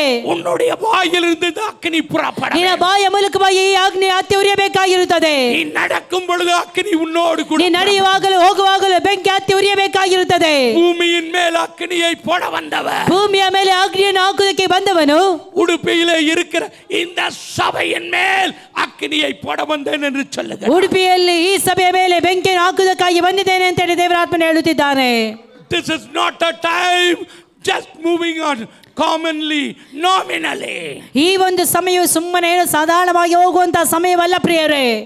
இன்றைக்கு பிசாசனுடைய கிரியைகள் அதிவேகமாக சபைகளை தாக்க ஆரம்பித்து ಈ ದಿನಗಳಲ್ಲಿ ಸೈತಾನನ ಕಾರ್ಯಗಳು ಸಭೆಗಳನ್ನು ವೇಗವಾಗಿ ತಾಕುತ್ತಾ ಇದೆ. ஆண்டவருடைய வருகை அதி சீக்கிரமாக இருக்க போகிறது. ನನ್ನ ಕರ್ತನಾದ ಯೇಸು ಕ್ರಿಸ್ತನ ಬರಣವು ಅತಿ ಬೇಗನೆ ಇರುವಂತದಾಗಿರುತ್ತದೆ. ஒரு கால் நம்முடைய தலைமுறை இயேசு கிறிஸ்துவின் வருகையை சந்திக்கக்கூடிய கடைசி தலைமுறையாக இருக்கலாம். ಈ ನಮ್ಮ ಒಂದು ಸಂತತಿಯು ಕರ್ತನಾದಂತ ಯೇಸು ಕ್ರಿಸ್ತನ ಬರಣವನ್ನು ಸಂಧಿಸುವಂತ ಸಂತತಿ ಆಗಿರಬಹುದು. எனவே பிசாசு இதை தெரிந்து கொண்டு சபைகளை ஆட்டி படைத்துக் கொண்டு, ಆದುದರಿಂದಲೇ ಸೈತಾನಿಗೆ ಗೊತ್ತಿದ್ದು ಈ ಸಭೆಗಳಲ್ಲಿ ಈ ದಿನಗಳ ಆಕ್ರಮಿಸಲು ನೋಡುತ್ತಾ ಇದ್ದಾನೆ.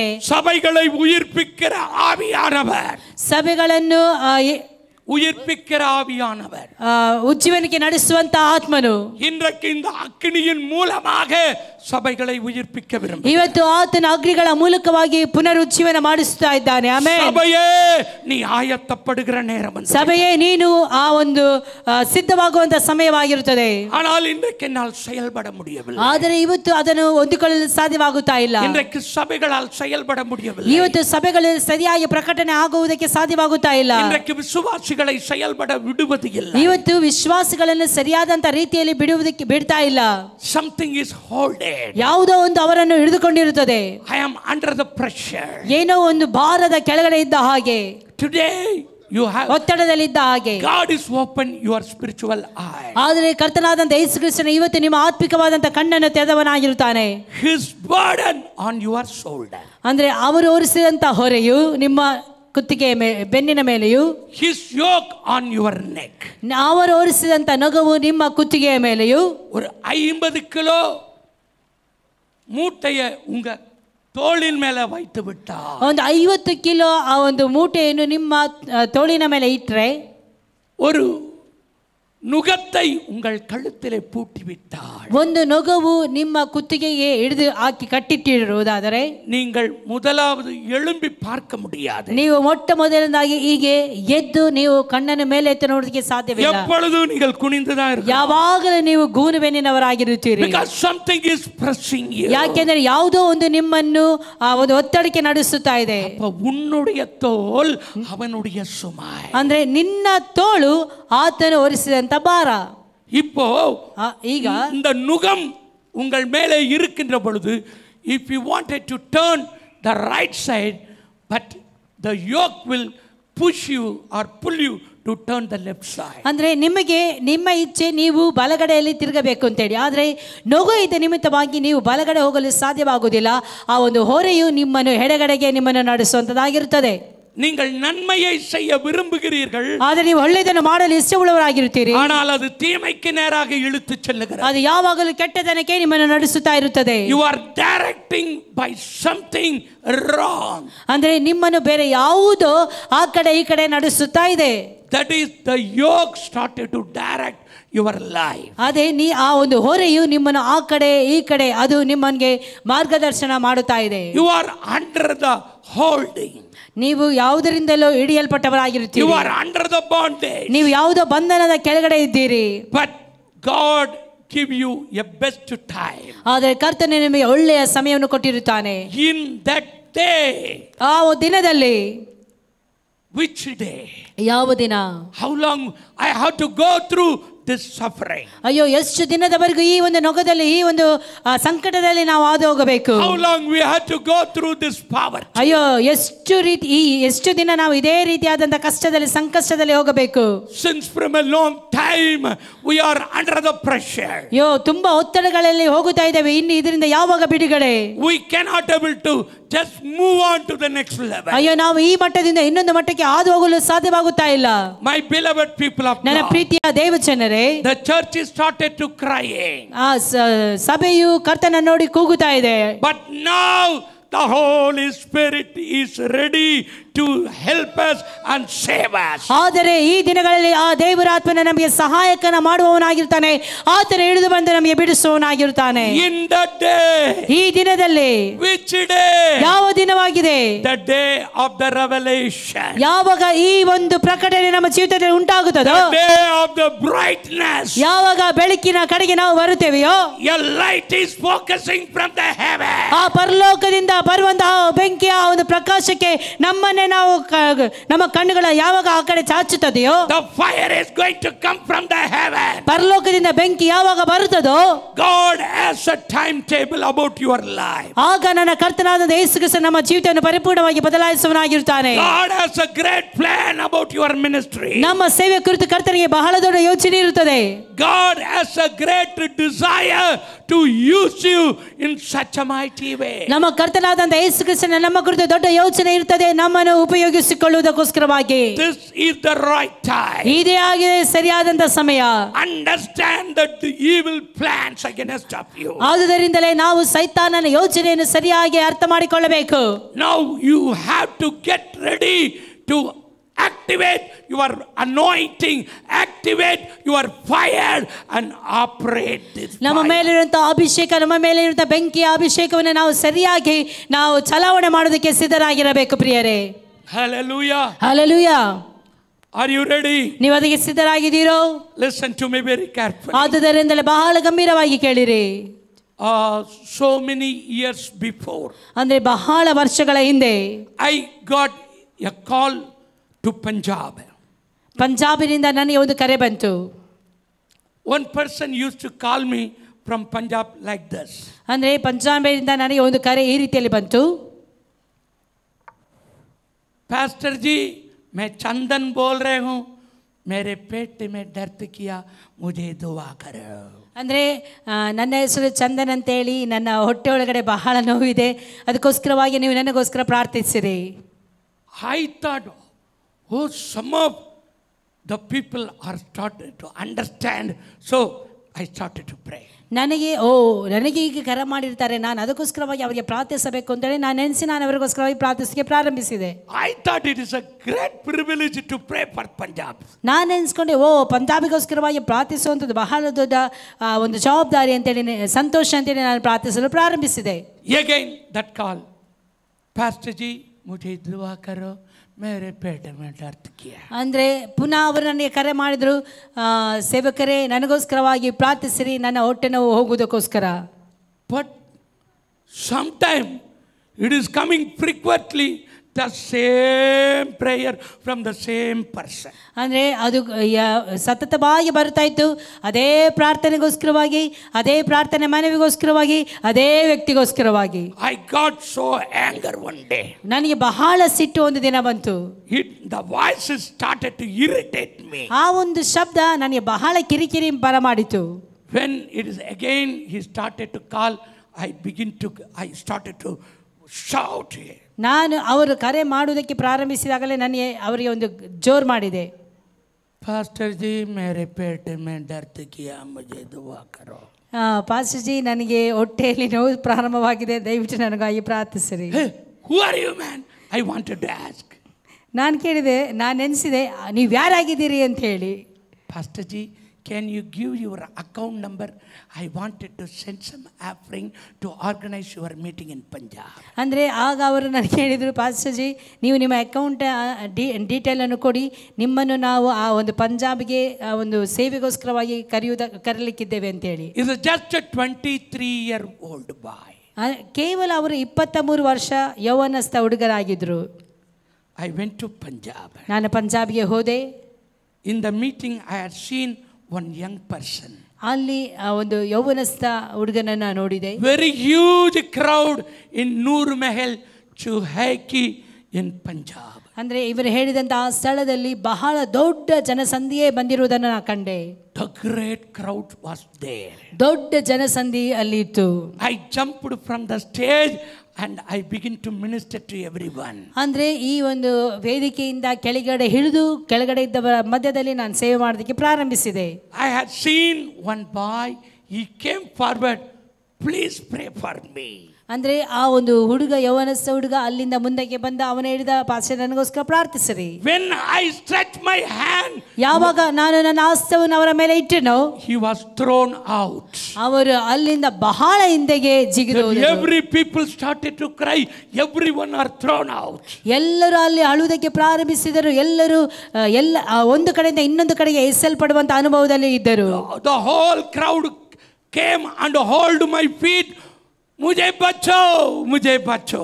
ಅಂದ್ರೆ ಅವರು ಬಂದು ಇವರನ್ನು ಕಾಲನ್ನು ಹಿಡಿದು ನಮ್ಮನ್ನು ಕಾಪಾಡಿ ಅಂತ ಹೇಳಿ ಕೂಗುವುದಕ್ಕೆ ಪ್ರಾರಂಭಿಸಿದರು. But I don't know the meaning of Hindi or Punjabi. ಅಂದ್ರೆ ಅಲ್ಲಿ ಆ ಭಾಷೆ ನನಗೆ ಸರಿಯಾಗಿ ಗೊತ್ತಿರಲಿಲ್ಲ. From that day I met that person in the land of Punjab. ಆಗ ಆ ಹುಡುಗನನ್ನು ನಾನು ಅಲ್ಲಿ ಸಂಧಿಸಿದೆ. ಪ್ರಿಯರೇ, he organized my meeting in the Punjab.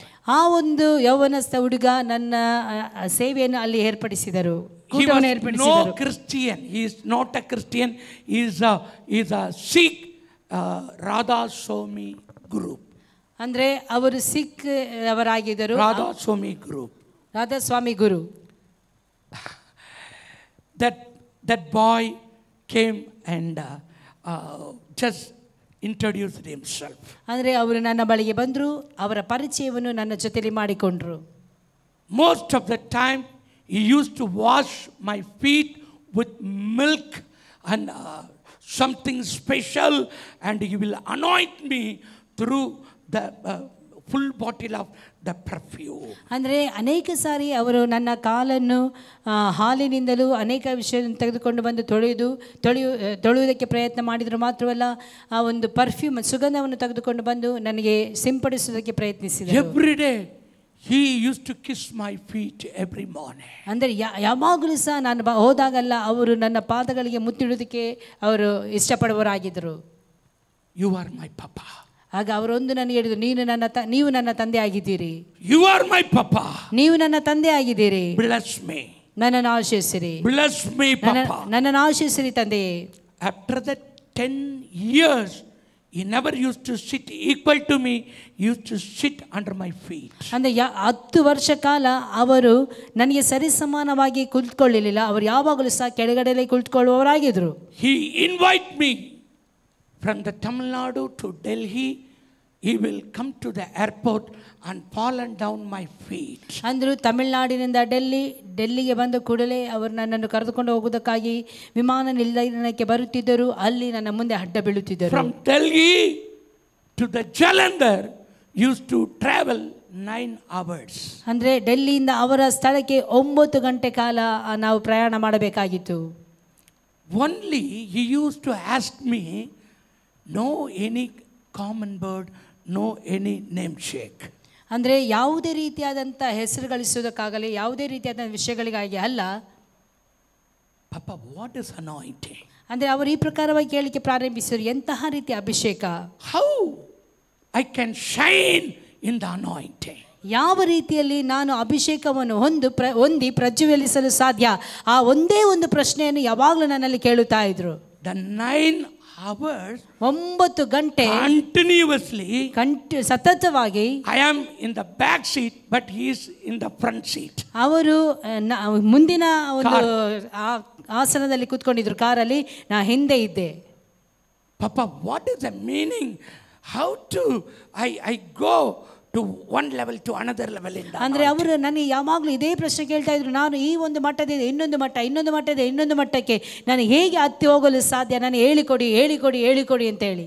Whatever I preach in the meeting about the Holy Spirit, about the anointing, he keenly watched from behind me. ಅಂದರೆ ಯಾವಾಗೆಲ್ಲ ನಾನು ಪ್ರಸಂಗ ಮಾಡುತ್ತಾ ಇದ್ದೇನೆ ಪರಿಶುದ್ಧಾತ್ಮನ ಕುರಿತು, ಅಭಿಷೇಕದ ಕುರಿತು, ಆತನು ಯಾವಾಗಲೂ ಸಹ ನನ್ನ ಗಮನದಿಂದ ಕೇಳುತ್ತಾ ಇದ್ದನು, ಗಮನದಿಂದ ಆತನು ನನ್ನನ್ನು ನೋಡುತ್ತಲೇ ಇದ್ದನು.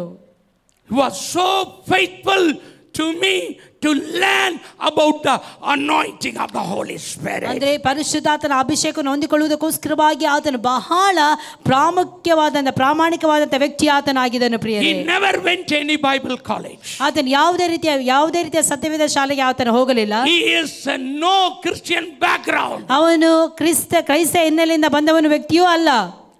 Only he know anointing of the Holy Spirit. ಆತನಿಗೆ ಒಂದೇ ಪರಿಶುದ್ಧಾತ್ಮನ ಅಭಿಷೇಕ ಬೇಕು. ಆ ಒಂದು ಅಭಿಷೇಕಕ್ಕೋಸ್ಕರವಾಗಿ ಆತನು ಕಾಯುತ್ತಾ ಇದ್ದನು. I taught him about the anointing of the Holy Spirit. ನಾನು ಅವನ ಜೊತೆಯಲ್ಲಿ ಪರಿಶುದ್ಧಾತ್ಮನ ಕುರಿತು ಬಹಳವಾಗಿ ಮಾತನಾಡಿದ್ದೇನೆ. Many times after the 10 days meeting, he used to take me to Jammu Kashmir, Simla, sometime Himachal Makliodganj. ಅಂದರೆ ಆ ಕೂಟಗಳಾದ ನಂತರವಾಗಿ ಜಮ್ಮು ಕಾಶ್ಮೀರಕ್ಕೂ ಹಿಮಾಚಲ್ ಪ್ರದೇಶಕ್ಕೂ ನನ್ನನ್ನು ಕರೆದುಕೊಂಡು ಹೋಗ್ತಾ ಇದ್ದನು. In the -°C, he used to sit in the floor. He will took my hand, Papa bless me.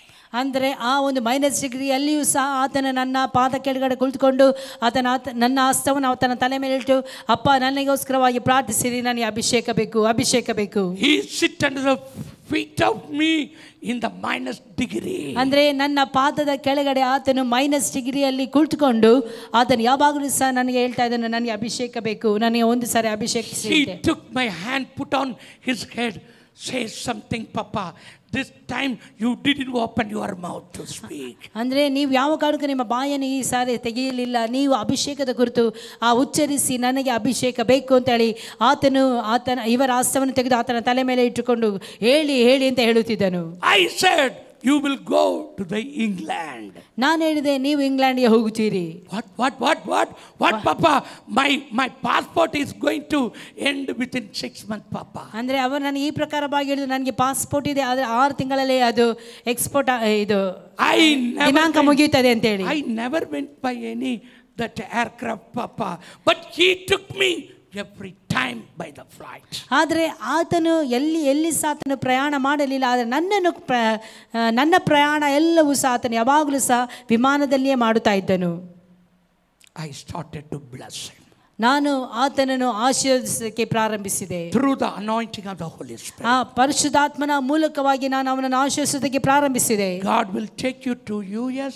God will take you to some of the great nations. ಅಂದರೆ ಪರಿಶುದ್ಧಾತ್ಮನು ದೇವರು ನಿಮ್ಮನ್ನು US-ಗೂ ಬೇರೆ ಎಲ್ಲ ದೇಶಕ್ಕೂ ಕರೆದುಕೊಂಡು ಹೋಗುತ್ತಾನೆ ಅಂತ ನಾನು ಅವರಿಗೆ ಹೇಳಿದೆ. One day he organized a very big meeting to ordain him as a minister.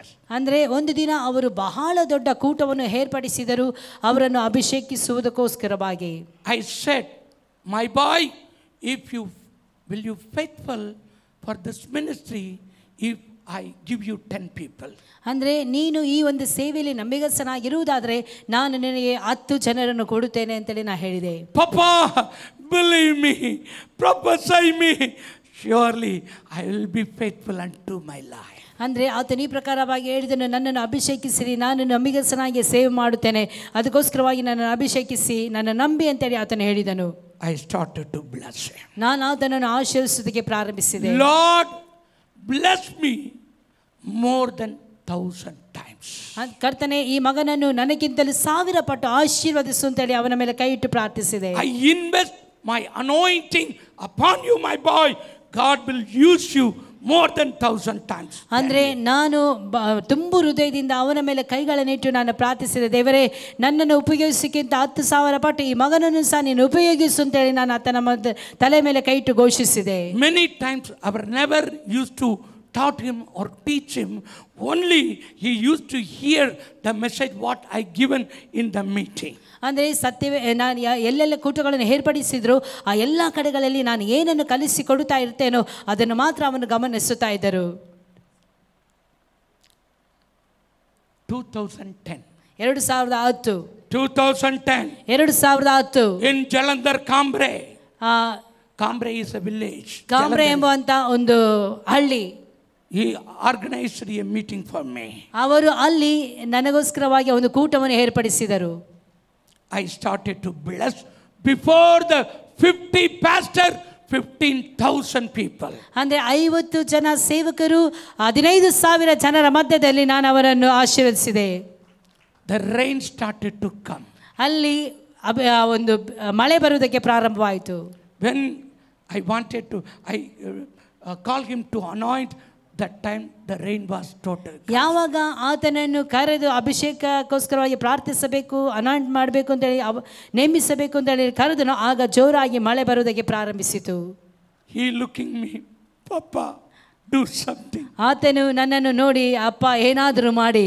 But inside I am crying, hey, what I will do? I am not God. ಅಂದರೆ ನಾನು ಒಳಗಡೆ ಅಳ್ತಾ ಇದ್ದೇನೆ, ದೇವರೇ ನಾನೇನು ದೇವರಲ್ಲ.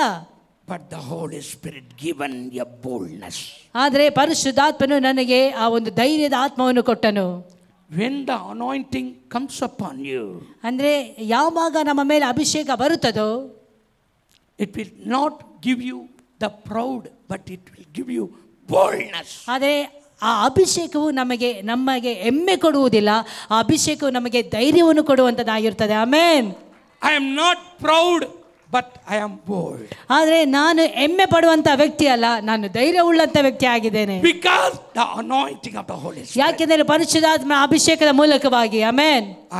I just came before the stage, that lot of crowds are there. I begin to pray like this. ನಾನು ಆ ಒಂದು ವೇದಿಕೆಯಿಂದ ಕೆಳಗಡೆ ಇಳಿದೆ, ನಂತರವಾಗಿ ಮುಂದೆ ಹೋಗಿ ನಾನು ಈ ರೀತಿಯಲ್ಲಿ ಪ್ರಾರ್ಥಿಸೋದಕ್ಕೆ ಪ್ರಾರಂಭಿಸಿದೆ. In the name of Jesus of Nazareth, I speak to the rainy clouds. Now you turn from this stage and this meeting area. ಅಂದರೆ ಆ ಕೆಳಗಡೆ ಇಳಿದು ಹೋದೆ, ನಜರೇತಿನ ಯೇಸು ಕ್ರಿಸ್ತನ ನಾಮದಲ್ಲಿ ಇಲ್ಲಿ ಆವರಿಸಿರುವಂತ ಮಳೆ ಈ ಕಡೆಗೆ ಇರಬಾರದು, ನೀ ಈ ಕಡೆಯಿಂದ ಬೇರೆ ಕಡೆಗೆ ಹೋಗು ಅಂತೇಳಿ ನಾನು ಘೋಷಿಸಿದೆ. That very moment the rain was stopped. ಅದೇ ಕ್ಷಣದಲ್ಲಿ ಮಳೆಯು ಅಲ್ಲಿ ನಿಂತಿತು. Amen, hallelujah. Glory be to God. ಕರ್ತನ ನಾಮಕ್ಕೆ ಮಹಿಮೆ ಉಂಟಾಗಲಿ. In that stage, ಅದೇ ವೇದಿಕೆಯಲ್ಲಿ I anointed that boy. ನಾನು ಅದೇ ವೇದಿಕೆಯಲ್ಲಿ ಆ ಒಂದು ಯೌವನಸ್ಥನನ್ನು ಅಭಿಷೇಕಿಸಿದೆ. How I ordained him, you know? ಹೇಗೆ ನಾನು ಆ ಮಗನನ್ನು ಹಸ್ತಾಂತರ ಮಾಡಿ ನಾನು ಅಭಿಷೇಕಿಸಿದೆ ಗೊತ್ತುಂಟಾ?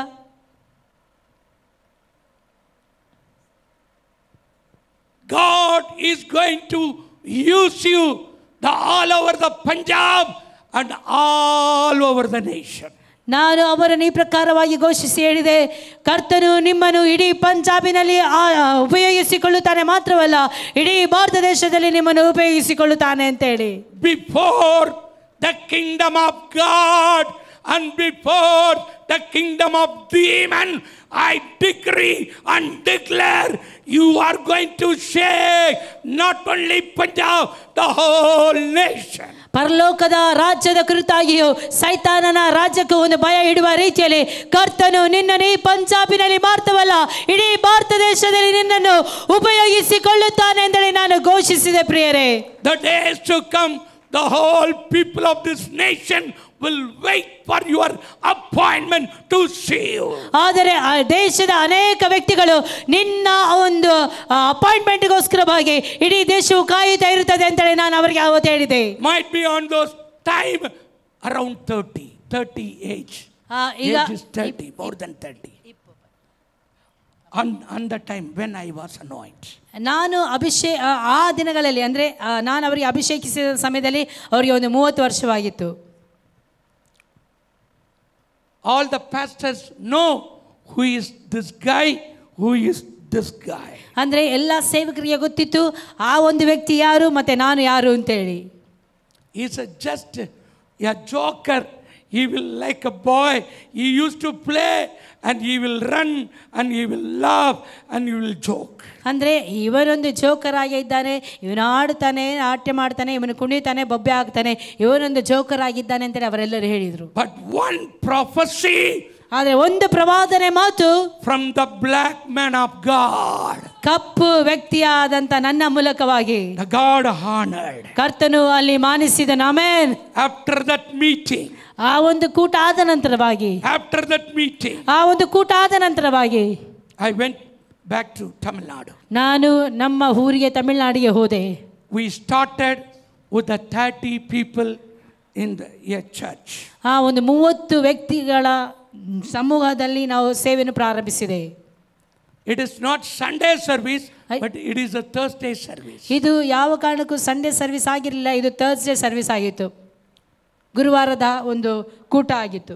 Thursday service and next time I am asking how many people came. Papa, ಗುರುವಾರದ ಕೂಟ ಆದ ನಂತರವಾಗಿ ನಾ ಕೇಳಿದೆ, ಮಗನೇ ಎಷ್ಟು ಜನ ಬಂದಿದ್ರು? The 30 become 300. ಅಂದರೆ 30 ಜನ ಅಲ್ಲಿ ನಾವು ನೋಡಿದ್ರೆ 300 ಜನ ಕೂಡಿ ಬಂದರು ಅಂತೇಳಿ ಅವರು ಹೇಳಿದರು. He never went to any Bible college. ಅವರು ಯಾವುದೇ ರೀತಿಯಾದಂಥ ಸತ್ಯವೇದ ಶಾಲೆಗೆ ಹೋಗಲಿಲ್ಲ. He is not a Christian background. ಅವರು ಯಾವ ಕಾರಣಕ್ಕೂ ಕ್ರೈಸ್ತ ಕುಟುಂಬದಿಂದ ಬಂದಂಥ ವ್ಯಕ್ತಿಯೂ ಸಹ ಅಲ್ಲ. But he is a very sensitive to the voice of the Holy Spirit. ಆದರೆ ಪರಿಶುದ್ಧಾತ್ಮನ ಆ ಶಬ್ದಕ್ಕೆ ಬಹಳ ಗಮನವನ್ನು ಕೊಡುವಂಥ ವ್ಯಕ್ತಿ ಅವರಾಗಿದ್ದರು. He never used to stand, but always he will just stand and feet of me. ಅಂದರೆ ಯಾವಾಗಲೂ ಸಹ ಅವರು ನನ್ನ ಪಾದದ ಕೆಳಗಡೆ ಕುಳಿತುಕೊಂಡು ಅವರ ಅಭಿಷೇಕದ ವಿಷಯದಲ್ಲಿ ಕೇಳುವವರಾಗಿದ್ದರು. Because of the anointing. ಈ ಒಂದು ಅಭಿಷೇಕದ ಮೂಲಕವಾಗಿ that all glory goes to the Jesus Christ. ಎಲ್ಲ ಘನತೆಯು ನನ್ನ ಸ್ವರ್ಗದಲ್ಲಿರುವಂತ ನನ್ನ ಕರ್ತನಾದಂತ ಯೇಸು ಕ್ರಿಸ್ತನಿಗೆ ಮಾತ್ರವೇ ಆಗಲಿ. 30 become 300. 30 300 ಆಯಿತು. The 300 it changed as a 600 people. ಅಂದ್ರೆ 300 600 ಆಯಿತು. Then one day I went to Punjab. ನಾ ಒಂದು ದಿನ ಪಂಜಾಬ್ಗೆ ಹೋದೆ. Papa, this week you have to pray for 1000 people, Papa. ನೀವು ಈ ಸಾರಿ ಬಂದಾಗ 1000 ಜನ ಆದರೂ ಬರಬೇಕು ಅಂತ ಹೇಳಿ ಪ್ರಾರ್ಥಿಸಬೇಕು ಅಪ್ಪ ಅಂತೇಳಿ ಅವರು ಹೇಳಿದರು. You have to eat fully, stomach full. ನೀವು ಹೊಟ್ಟೆ ತುಂಬ ಊಟ ಮಾಡಬೇಕು. No, I will never eat in the morning of the Sunday service, I said. ನಾನು ಹೇಳಿದೆ, ನಾನು ಭಾನುವಾರ ಆರಾಧನೆ ಇರುವುದರಿಂದ ನಾನು ಯಾವ ಕಾರಣಕ್ಕೂ ನಾನು ನಾಷ್ಟ ಮಾಡುವುದಿಲ್ಲ ಅಂತ ಹೇಳಿದೆ. But ಆದರೆ I went full stomach and went over there. ನಾ ಅಲ್ಲಿ ಹೊಟ್ಟೆ ತುಂಬಿಸಿ ಹೋದೆ. I prayed for 1300 people. 1300 ಜನರಿಗೆ ನಾನು ಪ್ರಾರ್ಥಿಸಿದೆ. 1300 people was waited on the place. ಅಂದ್ರೆ 1300 ಜನರು ಅಲ್ಲಿ ಕಾದು ಕುಳಿತುಕೊಂಡಿದ್ದರು ನಾನು ಪ್ರಾರ್ಥನೆ ಮಾಡೋದಕ್ಕೋಸ್ಕರವಾಗಿ. If I ask how many people came this week, my boy, ನಾನು ಕೇಳಿದೆ ಎಷ್ಟು ಜನರು ಈ ಒಂದು ವಾರದಲ್ಲಿ ಕೂಟಕ್ಕೆ ಬಂದರು? Papa, this time only 2000 came, Papa. Please. Within the next week, 3000 people will come, Papa. ಅಂದ್ರೆ ಅವ್ರು ಹೇಳಿದ್ರು ಈ ವಾರ 2,000 ಜನರು ಬಂದ್ರು ಮಾತ್ರ ಅಪ್ಪ, ಆದ್ರೆ ಬರೋ ಸಾರಿ 3,000 ಜನರು ಬರ್ತಾರೆ ಅಂತ ಹೇಳಿ. Hallelujah. You know, presently how many people are attending the church? ಈಗ ಆ ಒಂದು ಸಭೆಯಲ್ಲಿ ಎಷ್ಟು ಜನ ಭಾಗಿಗಳಾಗ್ತಾರೆ ನಿಮಗೆ ಗೊತ್ತುಂಟಾ? Every week, twice in a week, ಅಂದ್ರೆ ವಾರದ 2 ದಿನಗಳಲ್ಲಿ 75,000 to 1.5 lakh people. 75,000ದಿಂದ 1.5 ಲಕ್ಷದವರೆಗೂ ಜನರು ಬಂದು ಅಲ್ಲಿ ಕೂಡುವವರಾಗಿರುತ್ತಾರೆ ಪ್ರಿಯರೇ. Will you believe every week, the twice in the week, 75,000 people are gathering. ಅಂದ್ರೆ ವಾರದಲ್ಲಿ 2 ದಿನಗಳು 75,000ಗಿಂತಲೂ ಅಧಿಕ ಜನರು ಬಂದು ಅಲ್ಲಿ ಭಾಗಿಗಳಾಗುವವರಾಗಿರುತ್ತಾರೆ. He don't know theology, he don't know Bible college, but now God is using him. What I prophesied, what I blessed, God started to honor. ಆದರೆ ಅವರು ಯಾವುದೇ ರೀತಿಯಾದಂತಹ ಸತ್ಯವೇದ ಶಾಲೆಗೆ ಹೋಗಲಿಲ್ಲ, ಯಾವುದೇ ಬೈಬಲ್ ಕಾಲೇಜ್ಗೆ ಹೋಗಲಿಲ್ಲ. ನಾನು ಯಾವುದನ್ನು ಪ್ರವಾದಿಸಿದೆನು ಅದನ್ನು ಅವರು ನಂಬಿದರು. ದೇವರು ಅದೇ ಪ್ರಕಾರವಾಗಿ ಅವರಿರುವಂತಹ ಸ್ಥಳದಲ್ಲಿ ಮಾಡಿರುತ್ತಾರೆ ಪ್ರಿಯರೇ. Check out my Facebook. ನೀವು ಬೇಕಾದರೆ ನನ್ನ ಫೇಸ್ಬುಕ್ ಅನ್ನು ಗಮನಿಸಿ ನೋಡಿರಿ. I said one day the people will waiting for your appointment. ನಾನು ಅವರನ್ನು ನೋಡಿ ಈ ಪ್ರಕಾರವಾಗಿ ಹೇಳಿದೆ, ನಿಮ್ಮ ಭೇಟಿಗೋಸ್ಕರವಾಗಿ, ನಿಮ್ಮನ್ನು ನೋಡುವುದಕ್ಕೋಸ್ಕರವಾಗಿ ಜನಸಂದಣಿಯು ಹೀಗೆ ಕಾಯುತ್ತಾ ಇರುತ್ತದೆ ಅಂತ ಹೇಳಿ. Some of people they went to see him. ಅಂದ್ರೆ ಕೆಲವೊಂದು ಜನರು ಅವರನ್ನು ನೋಡುವುದಕ್ಕಾಗಿ ಅವರು ಹೋದರು. Only 3-minute appointment. 3 ನಿಮಿಷ ಮಾತ್ರ appointment.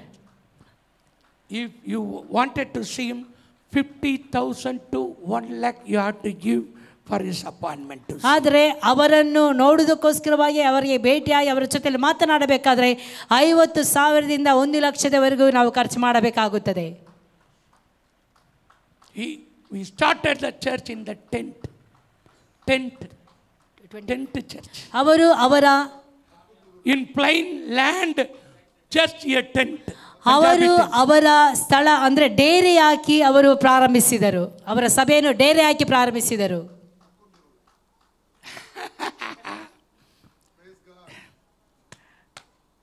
I anointed, I ordained. Amen. ನಾನು ಅವರನ್ನು ಅಭಿಷೇಕಿಸಿದೆ, ಅವರನ್ನು ಸೇವೆಗೋಸ್ಕರವಾಗಿ ನೇಮಿಸಿದೆ. God knows. ಕರ್ತನಿಗೆ ಚೆನ್ನಾಗಿ ಗೊತ್ತುಂಟು. I am standing in the pulpit of God. ನಾನು ಕರ್ತನ ಸನ್ನಿಧಾನದಲ್ಲಿ ನಿಂತಿರುತ್ತೇನೆ. Not one word. ಯಾವುದೇ ಒಂದು ಮಾತಾಗಲಿ I will never take simply granted. ನಾನು ಸುಮ್ಮನೆ ಯಾವುದನ್ನು ಸಹ ಹೇಳಲಿಲ್ಲ. In those days he started in the plain tent. ಸಾಧಾರಣವಾದಂತಹ ಒಂದು ಡೇರೆಯಲ್ಲಿ ಅವರು ಸಭೆಯನ್ನು ಪ್ರಾರಂಭಿಸಿದರು. I used to call him, my boy, what about today's Sunday service? ನಾನು ಅವರಿಗೆ ಕೇಳಿದೆ, ಇವತ್ತು ಏನಾಯ್ತು ಇವತ್ತು ಭಾನುವಾರದ ಆರಾಧನೆಯಲ್ಲಿ? What about today's Sunday? What is the special? ಏನು ಇವತ್ತು ಸ್ಪೆಷಲ್ ಆಗಿದೆ, ವಿಶೇಷವಾಗಿದೆ? Papa, wind come, tent go. It's broken, tent is broken. ಜನ ಸಂದಣಿ ಜಾಸ್ತಿ ಆದ ನಿಮಿತ್ತವಾಗಿ ಡೇರೆಗಳೆಲ್ಲ ಮುರಿಯಲ್ಪಟ್ಟಿದೆ ಅಂತ ಹೇಳಿ ಅವರು ಹೇಳಿದರು. In the rainy time, the flood will come. ಅಂದ್ರೆ ಆ ಒಂದು ಮಳೆಗಾಲದಲ್ಲಿ ಅಲ್ಲಿ ಇದು ಬರ್ತದೆ, ನೆರೆ ಬರ್ತದೆ. If I ask, what about today? Papa, only swimming people can come to our church. ಅಂದ್ರೆ ಆಗ ಅವರು ಹೇಳಿದ್ರು, ಯಾರಿಗೆಲ್ಲ ಈಜು ಬರ್ತದೆ ಅವರು ಮಾತ್ರ ನಮ್ಮ ಸಭೆಗೆ ಬರಲಿಕ್ಕೆ ಸಾಧ್ಯ ಅಂತ ಹೇಳಿ. Now, ಆದರೆ ಈಗ I heard about him, how his church was built. How much money? ಅಂದರೆ ಅವರು ಈಗ ಸಭೆಯನ್ನು ಕಟ್ಟಿದ್ದಾರೆ. ಆ ಒಂದು ಸಭೆ ಹಾಕಿದಂಥ ಹಣ ಎಷ್ಟು ವ್ಯಯ ಮಾಡಿದ್ದಾರೆ ಗೊತ್ತುಂಟಾ? How much money? ಎಷ್ಟು ಹಣ ಆಗಿರಬಹುದು? 600 crores he built the church in Jalandhar. 600 crores ಅಲ್ಲಿ ಅವರು ಆ ಒಂದು ಸಭೆಯನ್ನು ಕಟ್ಟಿರ್ತಾರೆ. Hallelujah, hallelujah. That is the anointing of the Holy Spirit. ಅದಾಗಿದೆ ಪರಿಶುದ್ಧಾತ್ಮನ ಅಭಿಷೇಕ. That is a fire anointing. ಅದಾಗಿದೆ ಬೆಂಕಿಯ ಅಭಿಷೇಕ. He built 50 own building church all around the world. Even German, US, in England, in everywhere, Canada, is having own building church. 50ಕ್ಕಿಂತಲೂ ಅಧಿಕ ಕಡೆಗಳಲ್ಲಿ ಅವರು ಅವರದೇ ಸ್ವಂತ ಜಾಗ ತೆಗೆದು ಸ್ವಂತವಾದಂತ ಬಿಲ್ಡಿಂಗ್ ಅನ್ನು ಕಟ್ಟಿ ಅವರು ದೇವರನ್ನು ಆರಾಧಿಸುತ್ತಾ ಇದ್ದಾರೆ. Amen. He don't know Bible college, he don't know theology, but he know only anointing of the Holy Spirit. ಅವರಿಗೆ ಯಾವುದೇ ರೀತಿಯ ಸತ್ಯವೇದ ಶಾಲೆ ಗೊತ್ತಿಲ್ಲ, ಯಾವುದೇ ರೀತಿಯಾದಂತ ಪಾಠಶಾಲೆ ಗೊತ್ತಿಲ್ಲ, ಆದರೆ ಅವರಿಗೆ ಒಂದೇ ಒಂದು ಗೊತ್ತಿರುವಂತದ್ದು ಏನೆಂದರೆ ಪರಿಶುದ್ಧಾತ್ಮನ ಬೆಂಕಿಯ ಅಭಿಷೇಕ. Amen. Anointing of the Holy Spirit is absolutely free. ಪರಿಶುದ್ಧಾತ್ಮನು ಯಾವಾಗ ನಮ್ಮ ಮೇಲೆ ಬರ್ತಾನೋ ಆಗ ನಾವು ಪರಿಪೂರ್ಣವಾದ ಬಿಡುಗಡೆ ಹೊಂದಿಕೊಳ್ಳುವರಾಗಿರುತ್ತೇವೆ. This anointing of the Holy Spirit absolutely free. ನಮ್ಮ ಪರಿಶುದ್ಧಾತ್ಮನು ಯಾವಾಗ ಬರ್ತಾನೋ ಆಗ ಪರಿಪೂರ್ಣವಾಗಿ ಬಿಡುಗಡೆ ಮಾಡುವವನಾಗಿರ್ತಾನೆ. But don't think it is cheap. But don't think it is a cheap. ನೀವು ಯಾವ ಕಾರಣಕ್ಕೆ ಇದು ಸಾಧಾರಣವಾದಂತ ವಿಷಯ ಅಂತ ಹೇಳಿ ತಿಳಿದುಕೊಳ್ಳಬಾರದು. He took this anointing. ಈ ಒಂದು ಅಭಿಷೇಕವನ್ನು ಅವರು ಹೊತ್ತುಕೊಂಡರು. He honored this anointing. ಈ ಅಭಿಷೇಕವನ್ನು ಮಾನಿಸಿದರು. He operated his anointing. ಈ ಒಂದು ಅಭಿಷೇಕವನ್ನು ಅವರು ಅಭ್ಯಾಸ ಮಾಡಿಕೊಂಡರು. The anointing of the Holy Spirit took this boy into another level. ಆ ಒಂದು ಅಭಿಷೇಕವು ಅವರನ್ನು ಒಂದು ಮಟ್ಟದಿಂದ ಇನ್ನೊಂದು ಮಟ್ಟಕ್ಕೆ ಅದು ಕರೆದುಕೊಂಡು ಹೋದದನ್ನು ನಾವು ಅಲ್ಲಿ ನೋಡ್ತೇವೆ. His name is Ankur Nerula. ಅವರ ಹೆಸರು ಅಮ್ರು ನರೋಲ್ಲಾ ಅಂತ ಹೇಳಿ. Amen. His old name is Chandan. ಆದರೆ ಅವರ ಹಳೆಯ ಹೆಸರು ಚಂದನ್. I blessed this. ಅವರನ್ನು ನಾನು ಮನಪೂರ್ವಕವಾಗಿ ಆಶೀರ್ವದಿಸುತ್ತೇನೆ. I blessed him. ಅವರನ್ನು ಮನಪೂರ್ವಕವಾಗಿ ನಾನು But ಆಶೀರ್ವದಿಸುತ್ತೇನೆ. he honored the anointing which was inside of me. ಆದರೆ ಅವರು ನನ್ನ ಒಳಗಡೆ ಇರುವಂತಹ ಅಭಿಷೇಕವನ್ನು ಬಹಳವಾಗಿ ಮಾನಿಸಿದರು. He only asked about the Holy Spirit. ಅವರು ಯಾವಾಗಲೂ ಸಹ ಒಂದನ್ನೇ ಕೇಳುತ್ತಿದ್ದರು, ಅಭಿಷೇಕಕ್ಕೋಸ್ಕರವಾಗಿ. Jesus started to bless him. ಆದರೆ ಯೇಸು ಕ್ರಿಸ್ತನು ಬಂದು ಹಿಡಿದು ಅಭಿಷೇಕಿಸಿದನು. Now many countries are now keenly watching how this church started to grow this much of the speed. ಅಂದ್ರೆ ಅನೇಕ ದೇಶಗಳಿಂದ ಈ ಒಂದು ಸಭೆಯ ಕುರಿತು ಅವರು ಧ್ಯಾನಿಸುತ್ತಾ ಇದ್ದಾರೆ, ಎಷ್ಟು ಬೇಗ ಈ ರೀತಿಯಲ್ಲಿ ಈ ಸಭೆಯು ಬೆಳೆಯಿತು ಅಂತ ಹೇಳಿ. ಪ್ರಿಯರೇ, with that same anointing I started the ministry. I blessed that the man of God Ankur Nerula, same anointing, I am standing in this place. ಅಂದ್ರೆ ಅವತ್ತು ನಾನು ಆ ಒಂದು ಸೇವಕರನ್ನು ಅಭಿಷೇಕಿಸಿದಂತ ಅದೇ ಆತ್ಮನ ಮೂಲಕವಾಗಿ, ಅದೇ ಅಭಿಷೇಕದ ಮೂಲಕವಾಗಿ ಇವತ್ತು ಈ ಒಂದು ಫುಲ್ಪಿಟಿನ ಮೇಲೆ ನಾ ಅದೇ ಅಭಿಷೇಕದಿಂದ ನಿಂತವನಾಗಿರ್ತೇನೆ. ಪ್ರಿಯರೇ, I came with the same authority in this place to bless and raise the church and the people of God. Amen. ಅದೇ ಒಂದು ಅಭಿಷೇಕದೊಂದಿಗೆ ನಾ ಇಲ್ಲಿ ನಿಂತು ಈ ಒಂದು ಅಭಿಷೇಕವನ್ನು ನಾನು ಇಲ್ಲಿ ಘೋಷಿಸಲು ಇಷ್ಟಪಡುತ್ತೇನೆ. How long you are going to be sit in the chair? ಎಷ್ಟು ಸಮಯದವರೆಗೂ ನೀವು ಈ ರೀತಿಯಲ್ಲಿ ಚೇರಿನಲ್ಲಿ ಕುಳಿತುಕೊಳ್ಳುತ್ತಾ ಇರುತ್ತೀರಿ? How long you are going to be remain as an ordinary believer of this church? ಅಂದ್ರೆ ಎಷ್ಟು ದಿನದವರೆಗೂ ನೀವು ಈ ಒಂದು ಸಭೆಯ ಸಾಧಾರಣ ವಿಶ್ವಾಸಿಗಳಾಗಿ ಇರುತ್ತೀರಿ? For the glory of the God. ಕರ್ತನ ಪರಿಶುದ್ಧವಾದಂತ ನಾಮಕ್ಕೆ ಸ್ತೋತ್ರ ಉಂಟಾಗುವುದಕ್ಕೋಸ್ಕರವಾಗಿ. For the glory of the God, I am telling, if any people took that photo with me, they are meant to use by anything. ಅಂದ್ರೆ ಕರ್ತನ ಪರಿಶುದ್ಧವಾದಂತ ನಾಮಕ್ಕೆ ಸ್ತೋತ್ರವಾಗಲಿ ಹೊಗಳಿಕೊಳ್ಳುವುದಕ್ಕೋಸ್ಕರವಾಗಿ ನಾ ಹೇಳಲಿಲ್ಲ. ಯಾರೆಲ್ಲ ನನ್ನ ಜೊತೆಯಲ್ಲಿ ನಿಂತುಕೊಂಡು ಭಾವಚಿತ್ರಗಳನ್ನು ತೆಗೆದುಕೊಂಡಿದ್ದಾರೋ ಅವರ ಮೇಲೆ ಸಹ ಅಭಿಷೇಕ ಇಳಿದದನ್ನು ನಾನು ನೋಡಿರ್ತೇನೆ. ಪ್ರಿಯರೇ, that is the revival anointing is inside of me. ಅಂತ ಒಂದು ಅಭಿಷೇಕ, ಅಂತ ಒಂದು ಉಜ್ಜೀವನವನ್ನು ದೇವರನ್ನ ಮೇಲೆ ಇಟ್ಟಿರುತ್ತಾನೆ. That now that time came. ಈಗ ಸಮಯ ಬಂದಿದೆ. This is not a simple message. This is not a simple preaching.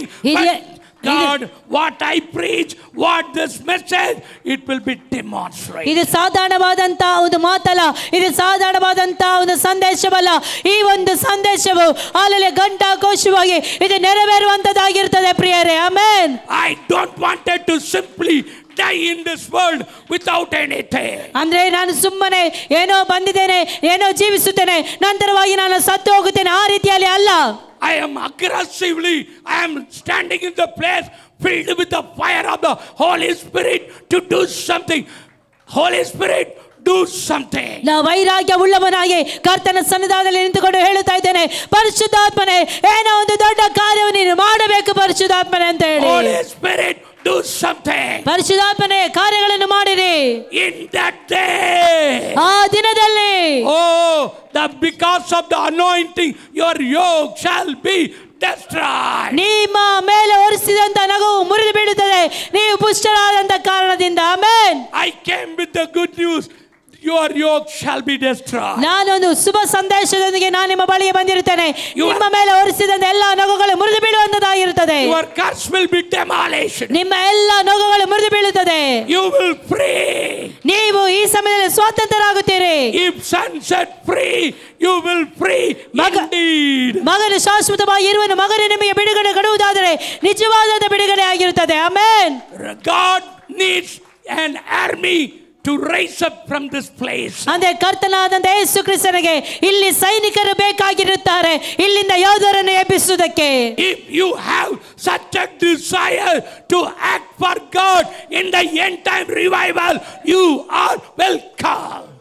If you are ready to used by God, ನೀವು ಕರ್ತನಿಂದ ಆ ಒಂದು ಕರ್ತನಿಂದ ಉಪಯೋಗಿಸಲ್ಪಡುವುದಕ್ಕೆ ಇಷ್ಟವುಳ್ಳವರಾಗಿರುವುದಾದರೆ end time revival, ಅಂದ್ರೆ ಈ ಒಂದು ಕೊನೆಯ ದಿನದ ಉಜ್ಜೀವನಕ್ಕೋಸ್ಕರವಾಗಿ now God is giving you an invitation. Come and shake the land. ಬನ್ನಿರಿ, ನನ್ನ ಮುಂದೆ ಬನ್ನಿರಿ ಎಂದು ಕರೆಯೋದನ್ನು ಕೊಡುತ್ತಾ ಇದ್ದಾನೆ. ಯಾಕೆ ಅಂತ ಹೇಳಿದ್ರೆ ಇಡೀ ದೇಶವನ್ನು ಅಲುಗಾಡಿಸುವುದಕ್ಕೋಸ್ಕರವಾಗಿ.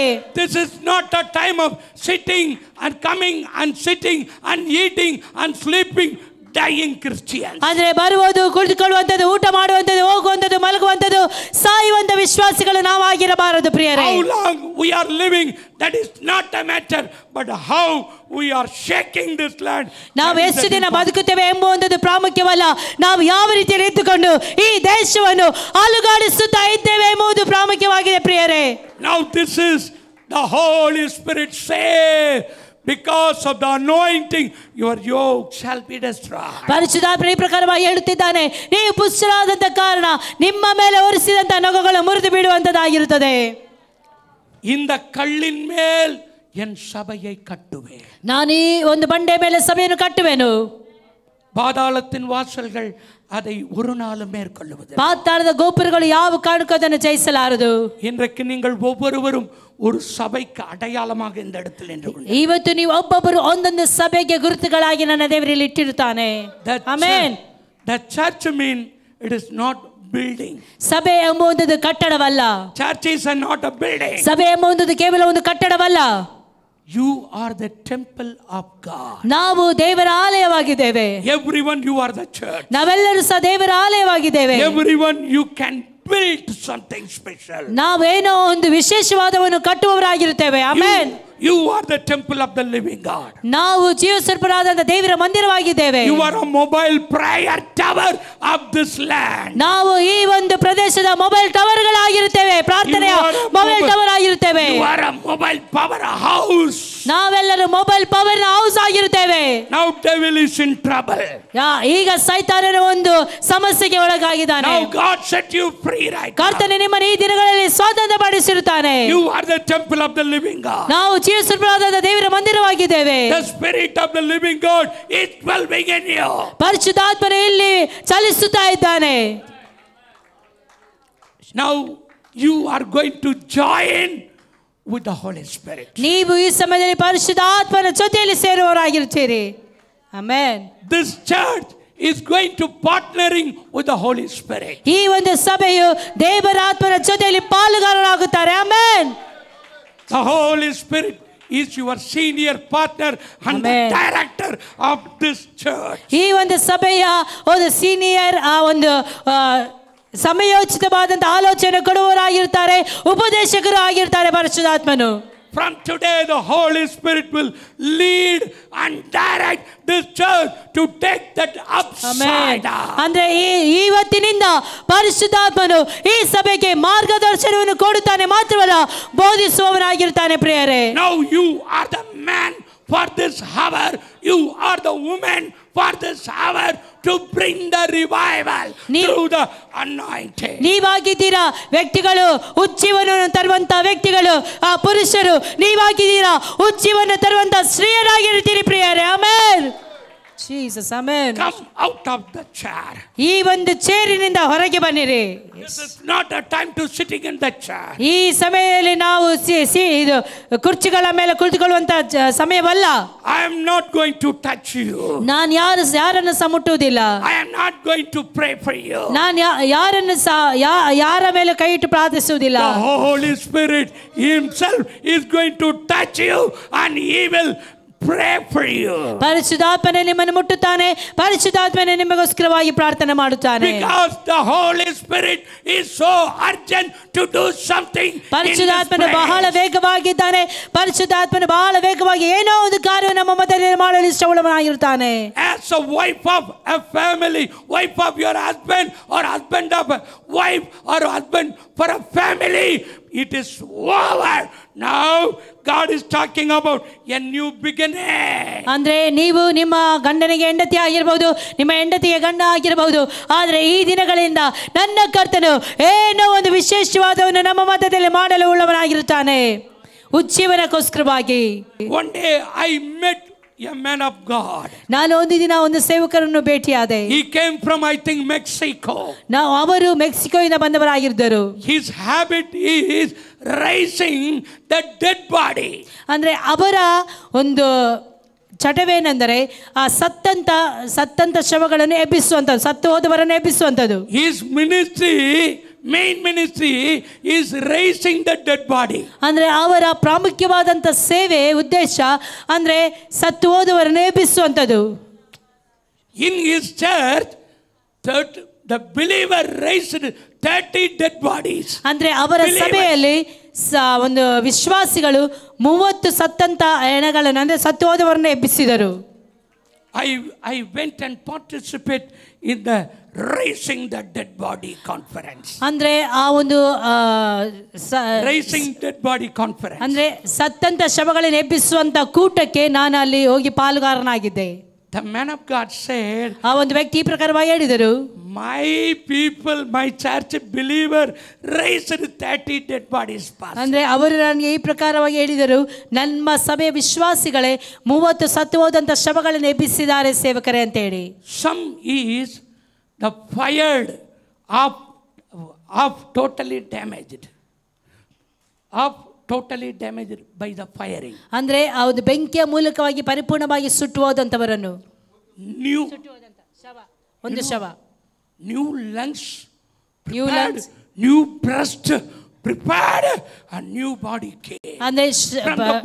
ಅಂದ್ರೆ ಶರೀರ ಪರಿಪೂರ್ಣವಾಗಿ ಹೊಸತಾಗಿ ನನ್ನ ದೇವರಲ್ಲಿ ಎಬ್ಬಿಸುವುದನ್ನು ನಾವು ಅಲ್ಲಿ ನೋಡುತ್ತೇವೆ. Amen.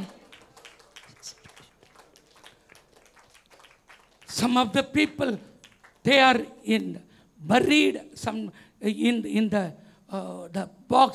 What is the box? Name of the box? Box? Freezer box.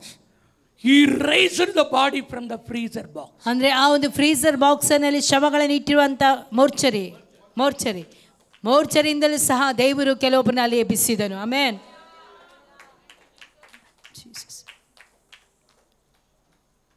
This is the church going to step in to the next level. Amen. To the raising the dead. Amen, amen, amen.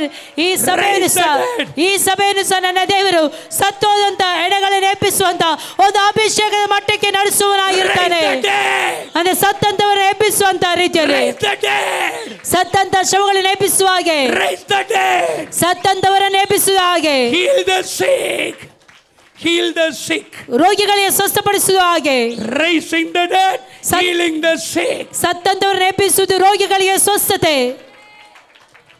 This church is going to step in a new ministry. ಅಂದ್ರೆ ಈ ಒಂದು ಸಭೆಯು ಹೊಸ ಸೇವೆಗೆ ಅದು ಕಾಲಿಡಲು ಹೋಗುತ್ತದೆ. Amen. In the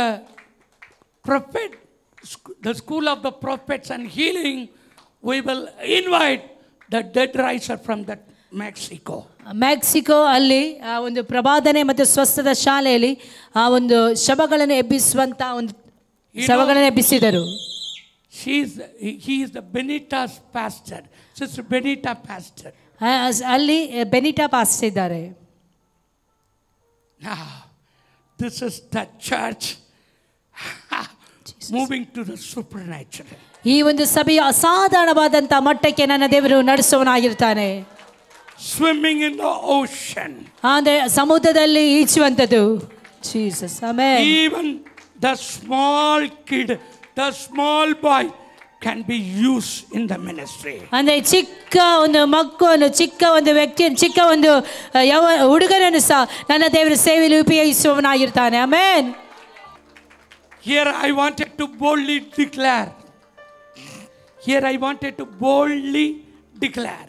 ನಾನು ಇವತ್ತು ಧೈರ್ಯವಾಗಿ ಘಂಟಾಘೋಷದೊಂದಿಗೆ ಘೋಷಿಸಲು ಇಷ್ಟಪಡುತ್ತೇನೆ. God is using me all over the India and abroad, but I don't know English. ಆದರೆ ಕರ್ತನು ನನ್ನನ್ನು ವಿದೇಶಗಳಲ್ಲಿಯೂ ಈ ದೇಶದಲ್ಲಿಯೂ ಬಲವಾಗಿ ಉಪಯೋಗಿಸಿಕೊಳ್ಳುತ್ತಾ ಇದ್ದಾನೆ. ಆದರೆ ನನಗೆ ಆಂಗ್ಲ ಬರ್ತಾ ಇರಲಿಲ್ಲ. I don't know Hindi, I don't know Punjabi, I don't know Kannada, I don't know Tulu, I don't know Sindhi, I don't know that Marathi, I don't know that Arunachal, I don't know Assamese, I don't know Malay, I don't know Chinese, I don't know Nepalese, but God is using this unknown guy. ಆದರೆ ನನಗೆ ಯಾವುದೇ ರೀತಿಯ ಪಂಜಾಬ್ ಆಗಲಿ, ಯಾವುದೇ ಮರಾಠಿ ಆಗಲಿ, ಯಾವುದೇ ಕೊಂಕಣಿ ಆಗಲಿ, ಯಾವುದೇ ತುಳು ಆಗಲಿ, ಕನ್ನಡವಾಗಲಿ, ಇನ್ನು ಯಾವುದೇ ಇತರ ಭಾಷೆಗಳು ಗೊತ್ತಿಲ್ಲ. ಆದರೆ ದೇವರ ಆತ್ಮನನ್ನು ಬಲವಾಗಿ ಉಪಯೋಗಿಸಿಕೊಳ್ಳುತ್ತಾ ಇದ್ದಾನೆ. No one pastor ordained me to raise in the ministry. ಅಂದರೆ ಯಾವ ಒಂದು ಸೇವಕರು ಸಹ ನನ್ನನ್ನು ಸೇವೆಯಲ್ಲಿ ನನ್ನನ್ನು ಪ್ರೋತ್ಸಾಹಿಸಿ ಎಬ್ಬಿಸಲಿಲ್ಲ. I am rejected by own pastors. ನಾನು ಸ್ವತಃ ಸೇವಕರಿಂದ ತಳ್ಳಲ್ಪಟ್ಟವನಾಗಿದ್ದೆನು. I am rejected by my own people. ನನ್ನ ಜನರಿಂದ ತಳ್ಳಲ್ಪಟ್ಟಂತ ವ್ಯಕ್ತಿಯಾಗಿದೆ. I don't know how to speak even in English. ನಾನು ಯಾವ ರೀತಿಯಲ್ಲಿ ಆಂಗ್ಲದಲ್ಲಿ ಮಾತನಾಡಬೇಕೆಂಬುವಂತ ಅರಿವು ಗೊತ್ತಿಲ್ಲದಂತ ವ್ಯಕ್ತಿ ಆಗಿದೆ. My English is broken English. ನನ್ನ ಒಂದು ಇಂಗ್ಲಿಷ್ ಬ್ರೋಕನ್ ಇಂಗ್ಲಿಷ್ ಆಗಿತ್ತು. My English is broken. ನನ್ನ ಇಂಗ್ಲಿಷ್ ಸಹ ಬ್ರೋಕನ್ ಆಗಿತ್ತು. But this broken, heal the broken, deal the broken, and shift to the broken. ಅಂದ್ರೆ ಹೀಲ್ಡ್ ಬ್ರೋಕನ್ ಆಗಿತ್ತು, ಎಲ್ಲವೂ ಬ್ರೋಕನ್ ಆಗಿತ್ತು. ಆದರೆ ಕರ್ತನ ನನ್ನನ್ನು ಪರಿಪೂರ್ಣವಾಗಿ ಸೌಖ್ಯಪಡಿಸಿದನು.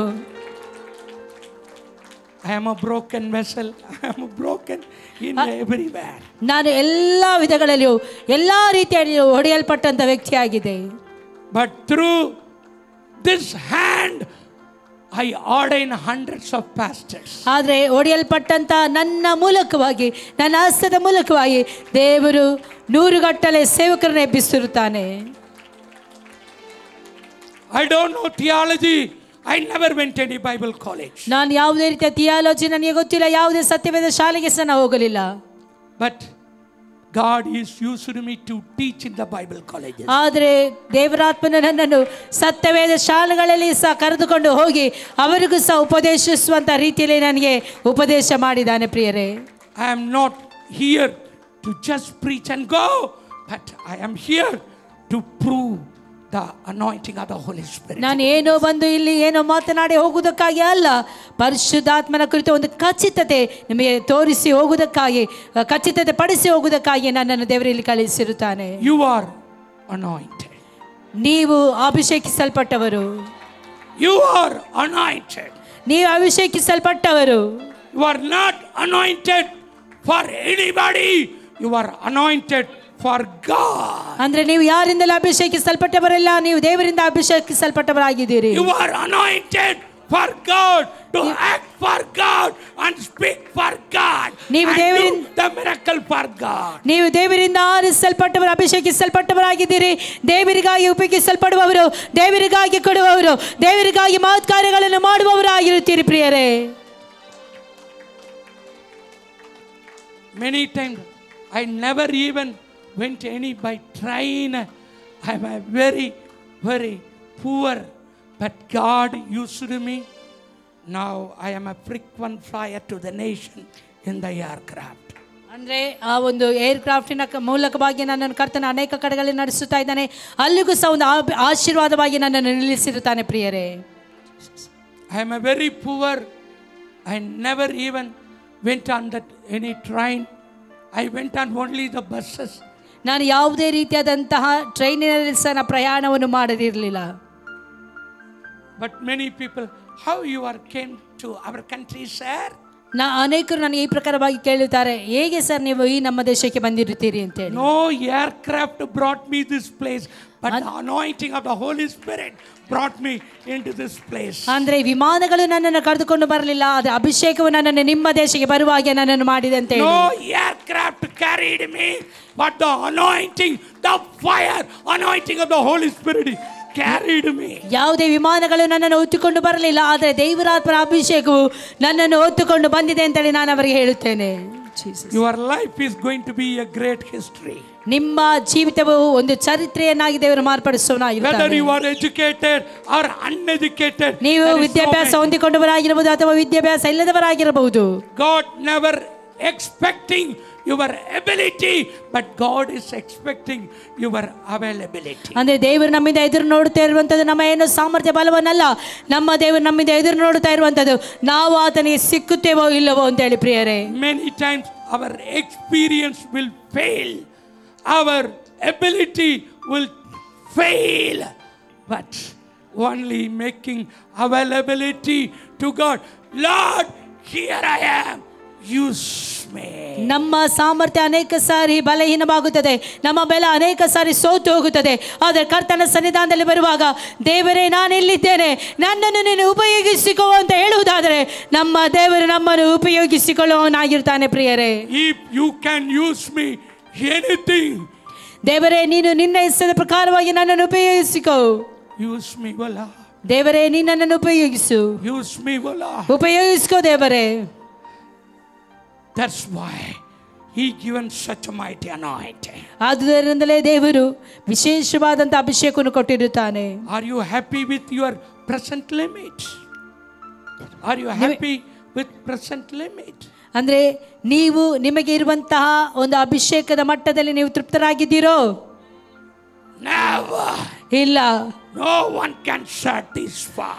ಯಾರು ಸಹ ಈ ಒಂದು ಮಟ್ಟದಲ್ಲಿ ತೃಪ್ತರಾಗಬಾರದು ಪ್ರಿಯರೇ. But the anointing of the Holy Spirit. ಆದರೆ ಆತ್ಮನ ಅಭಿಷೇಕ. Are you ready? ಅದಕ್ಕೆ ನೀವು ಸಿದ್ಧರಾಗಿದ್ದೀರೋ? Now the heaven is started to open. ಓ, ಈಗ ಇದೇ ಕ್ಷಣದಲ್ಲಿ ಪರಲೋಕವು ತೆರೆಯಲು ಹೋಗುತ್ತದೆ. God is ready. Are you ready, my people? ನೀವು ಅದಕ್ಕೆ ಸಿದ್ಧರಾಗಿದ್ದೀರೋ ಅಂತೇಳಿ ದೇವರಾತ್ಮ ಕೇಳುತ್ತಿದ್ದಾನೆ.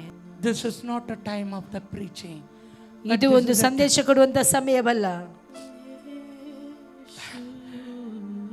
I will move after few hours from this Udupi. ಕೆಲವು ಸಮಯಗಳಾದ ನಂತರವಾಗಿ ನಾನು ಈ ಉಡುಪಿಯನ್ನು ಬಿಟ್ಟು ಹೋಗುತ್ತೇನೆ. I wanted to get only one thing. ನಾನು ನಿಮ್ಮಲ್ಲಿ ಒಂದೇ ಒಂದು ಮಾತನ್ನು ಕೇಳಲು ಇಷ್ಟಪಡುತ್ತೇನೆ. I am not a great man of God. ನಾನು ಏನು ಪ್ರಖ್ಯಾತ ಹೊಂದಿದಂತ ಸೇವಕನಲ್ಲ. I am not a great man of God. ನಾನೇನೋ ಒಂದು ಪ್ರಖ್ಯಾತಿ ಹೊಂದಿದ ವ್ಯಕ್ತಿಯೂ ಅಲ್ಲ. But I am the simple, humble man of the great God. ಆದರೆ ಸಾತ್ವಿಕನು ದೀನ ಮನಸ್ಸುಳ್ಳಂತಹ ಒಂದು ವಿಶೇಷ ದೇವರ ಮಗನಾಗಿದ್ದೇನೆ. My God is great. ನನ್ನ ದೇವರು ವಿಶೇಷವಾದವನು, ದೊಡ್ಡ ದೇವರಾಗಿದ್ದಾನೆ. I am the humble man of the great God. ಆದರೆ ವಿಶೇಷವಾದಂಥ ದೇವರ ದೀನ ವ್ಯಕ್ತಿಯುಳ್ಳಂತಹ ವ್ಯಕ್ತಿ ನಾನಾಗಿದ್ದೇನೆ. When the anointing comes, it will give you boldness to shake the land upside down. ಅಂದ್ರೆ ಆ ಒಂದು ಸೈತಾನ ರಾಜ್ಯವನ್ನು ನಡುಗಿಸುವಂತ ಧೈರ್ಯದ ಆತ್ಮನು ದೇವರು ನಮಗೆ ಕೊಡುವವನಾಗಿರುತ್ತಾನೆ. Now the Holy Spirit is going to deal with you right now. ಪರಿಶುದ್ಧಾತ್ಮನ ಸಮಯದಲ್ಲಿ ನಿಮ್ಮ ಜೊತೆಯಲ್ಲಿ ವ್ಯವಹಾರ ಮಾಡುತ್ತಿದ್ದಾನೆ. Everyone, you are going to receive something supernatural. ಅಸಾಧಾರಣವಾದಂತ ದೈವಿಕ ಕ್ರಿಯೆಯನ್ನು ಹೊಂದಿಕೊಳ್ಳಿರಿ. How many of you wanted to receive the touch of the fire? ಎಷ್ಟು ಜನ ಆ ಒಂದು ಬೆಂಕಿಯು ನನ್ನನ್ನು ಮುಟ್ಟಲಿ ಅಂತ ಹೇಳಿ ಹಂಬಲಿಸುತ್ತಿದ್ದೀರಿ? Now call upon that God of fire. ಆ ಒಂದು ಬೆಂಕಿಯ ಆತ್ಮನನ್ನು ಕರೆಯಿರಿ ಈ ಸಮಯದಲ್ಲಿ. Elijah challenged the God who answers through the fire is the God of the fire. ಎಲಿಯನು ಅಲ್ಲಿ ಸವಾಲಾಗಿ ಹೇಳಿದನು, ಬೆಂಕಿಯ ಮೂಲಕವಾಗಿ ಇತ್ತಿರಿಸುವಂತ ದೇವರೇ ನೀ ಇಳಿದು ಬಾ ಅಂತ ಹೇಳಿ. The end time ministry God needs such a Elijah. ಈ ಒಂದು ಕೊನೆಯ ಗಳಿಗೆಯ ಸೇವೆಯಲ್ಲಿ ಇಂತಹ ಎಲಿಯನನ್ನು ದೇವರು ಹುಡುಕುತ್ತಾ ಇದ್ದಾನೆ ಪ್ರಿಯರೇ. Now you are the Elijah and Elisha for this land to bring the revival through the fire. ಅಂದ್ರೆ ಈ ಒಂದು ಕೊನೆಯ ಗಳಿಗೆಯ ಉಜ್ಜೀವನದ ಎಲಿಯನು ಎಲಿಷರು ನೀವಾಗಿದ್ದೀರಾ ಪ್ರಿಯರೇ. ಆದ್ದರಿಂದ ಆ ಒಂದು ಪರಲೋಕದ ಬೆಂಕಿಯನ್ನು ಇಳಿಸುವವರಾಗಿರಬೇಕು.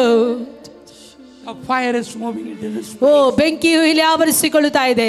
I have come here to bring the fire on this earth. ಅಂದ್ರೆ ಕರ್ತನ ಈ ಪ್ರಕಾರವಾಗಿ ಹೇಳಿದನು, ಇದೇ ಸಮಯದಲ್ಲಿ ನಾನು ಬೆಂಕಿಯನ್ನು ಈ ಭೂಮಿಗೆ ಹಾಕಲು ಬಂದಿದ್ದೇನೆ. This is the purpose of Jesus, to bring the fire on this church. ಅದೇ ಆಗಿದೆ ನನ್ನ ಕರ್ತನಾದಂತ ಯೇಸು ಕ್ರಿಸ್ತನ ಉದ್ದೇಶವು ಸಭೆಗಳಲ್ಲಿ ಆ ಒಂದು ಬೆಂಕಿ ಅಭಿಷೇಕನ ಹಾಕುವುದಕ್ಕೋಸ್ಕರವಾಗಿ. Everyone call upon. ಆ ಒಂದು ದೇವರನ್ನು ನಾವು ಕರೆಯುವ ಪ್ರಿಯರೇ. Call upon everyone. ನಾವೆಲ್ಲರೂ ಬಾಯಿಗಳನ್ನು ತೆರೆದು ಕರೆಯುವ.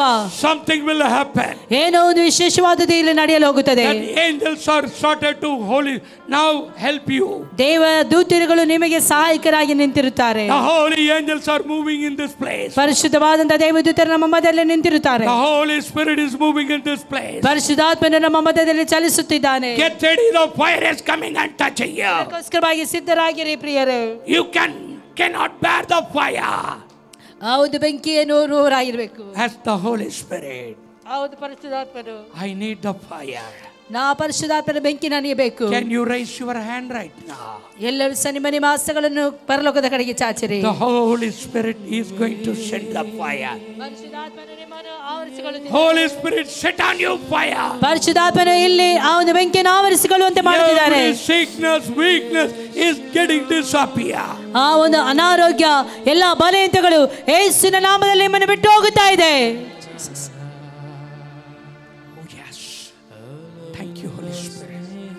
Thank you, Holy Spirit. ಓ ಪರಿಶುದ್ಧಾತ್ಮನೇ ನಿಮಗೆ ವಂದನೆ. ಪರಿಶುದ್ಧಾತ್ಮನೇ ನಿಮಗೆ ವಂದನೆ. Yes. Yes.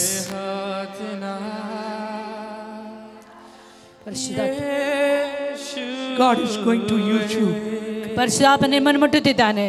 A fire is coming upon you. ಯೇಸು ನಿಮ್ಮ ಮೇಲೆ ಮುಟ್ಟುತ್ತಿದ್ದಾನೆ. Take this fire. Yesu ಅಭಿಷೇಕವನ್ನು ಹೊಂದಿಕೊಳ್ಳಿರಿ. Fire. ಅಭಿಷೇಕವನ್ನು ಹೊಂದಿಕೊಳ್ಳಿರಿ. Catch this fire. ಹೊಂದಿಕೊಳ್ಳಿರಿ ಅಭಿಷೇಕವನ್ನು. Your problem is coming to an end.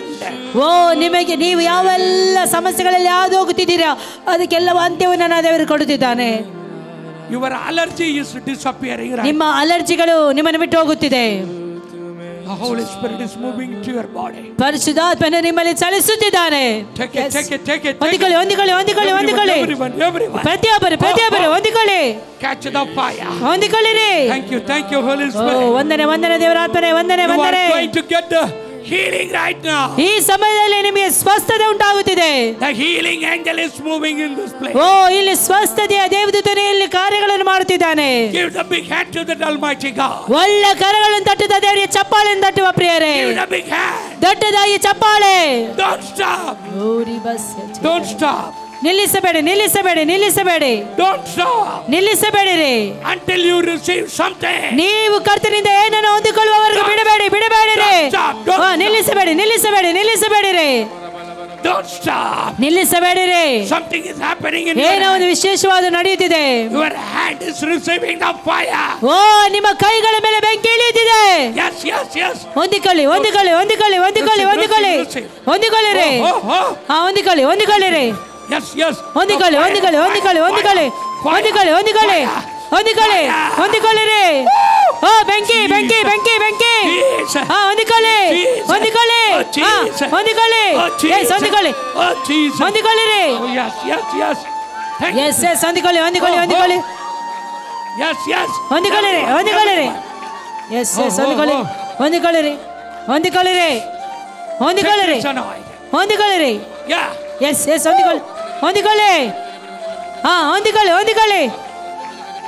ಹೊಂದಿಕೊಳ್ಳಿರಿ. ಹೊಂದಿಕೊಳ್ಳಿರಿ. ಪರಲೋಕದ ಬೆಂಕಿ.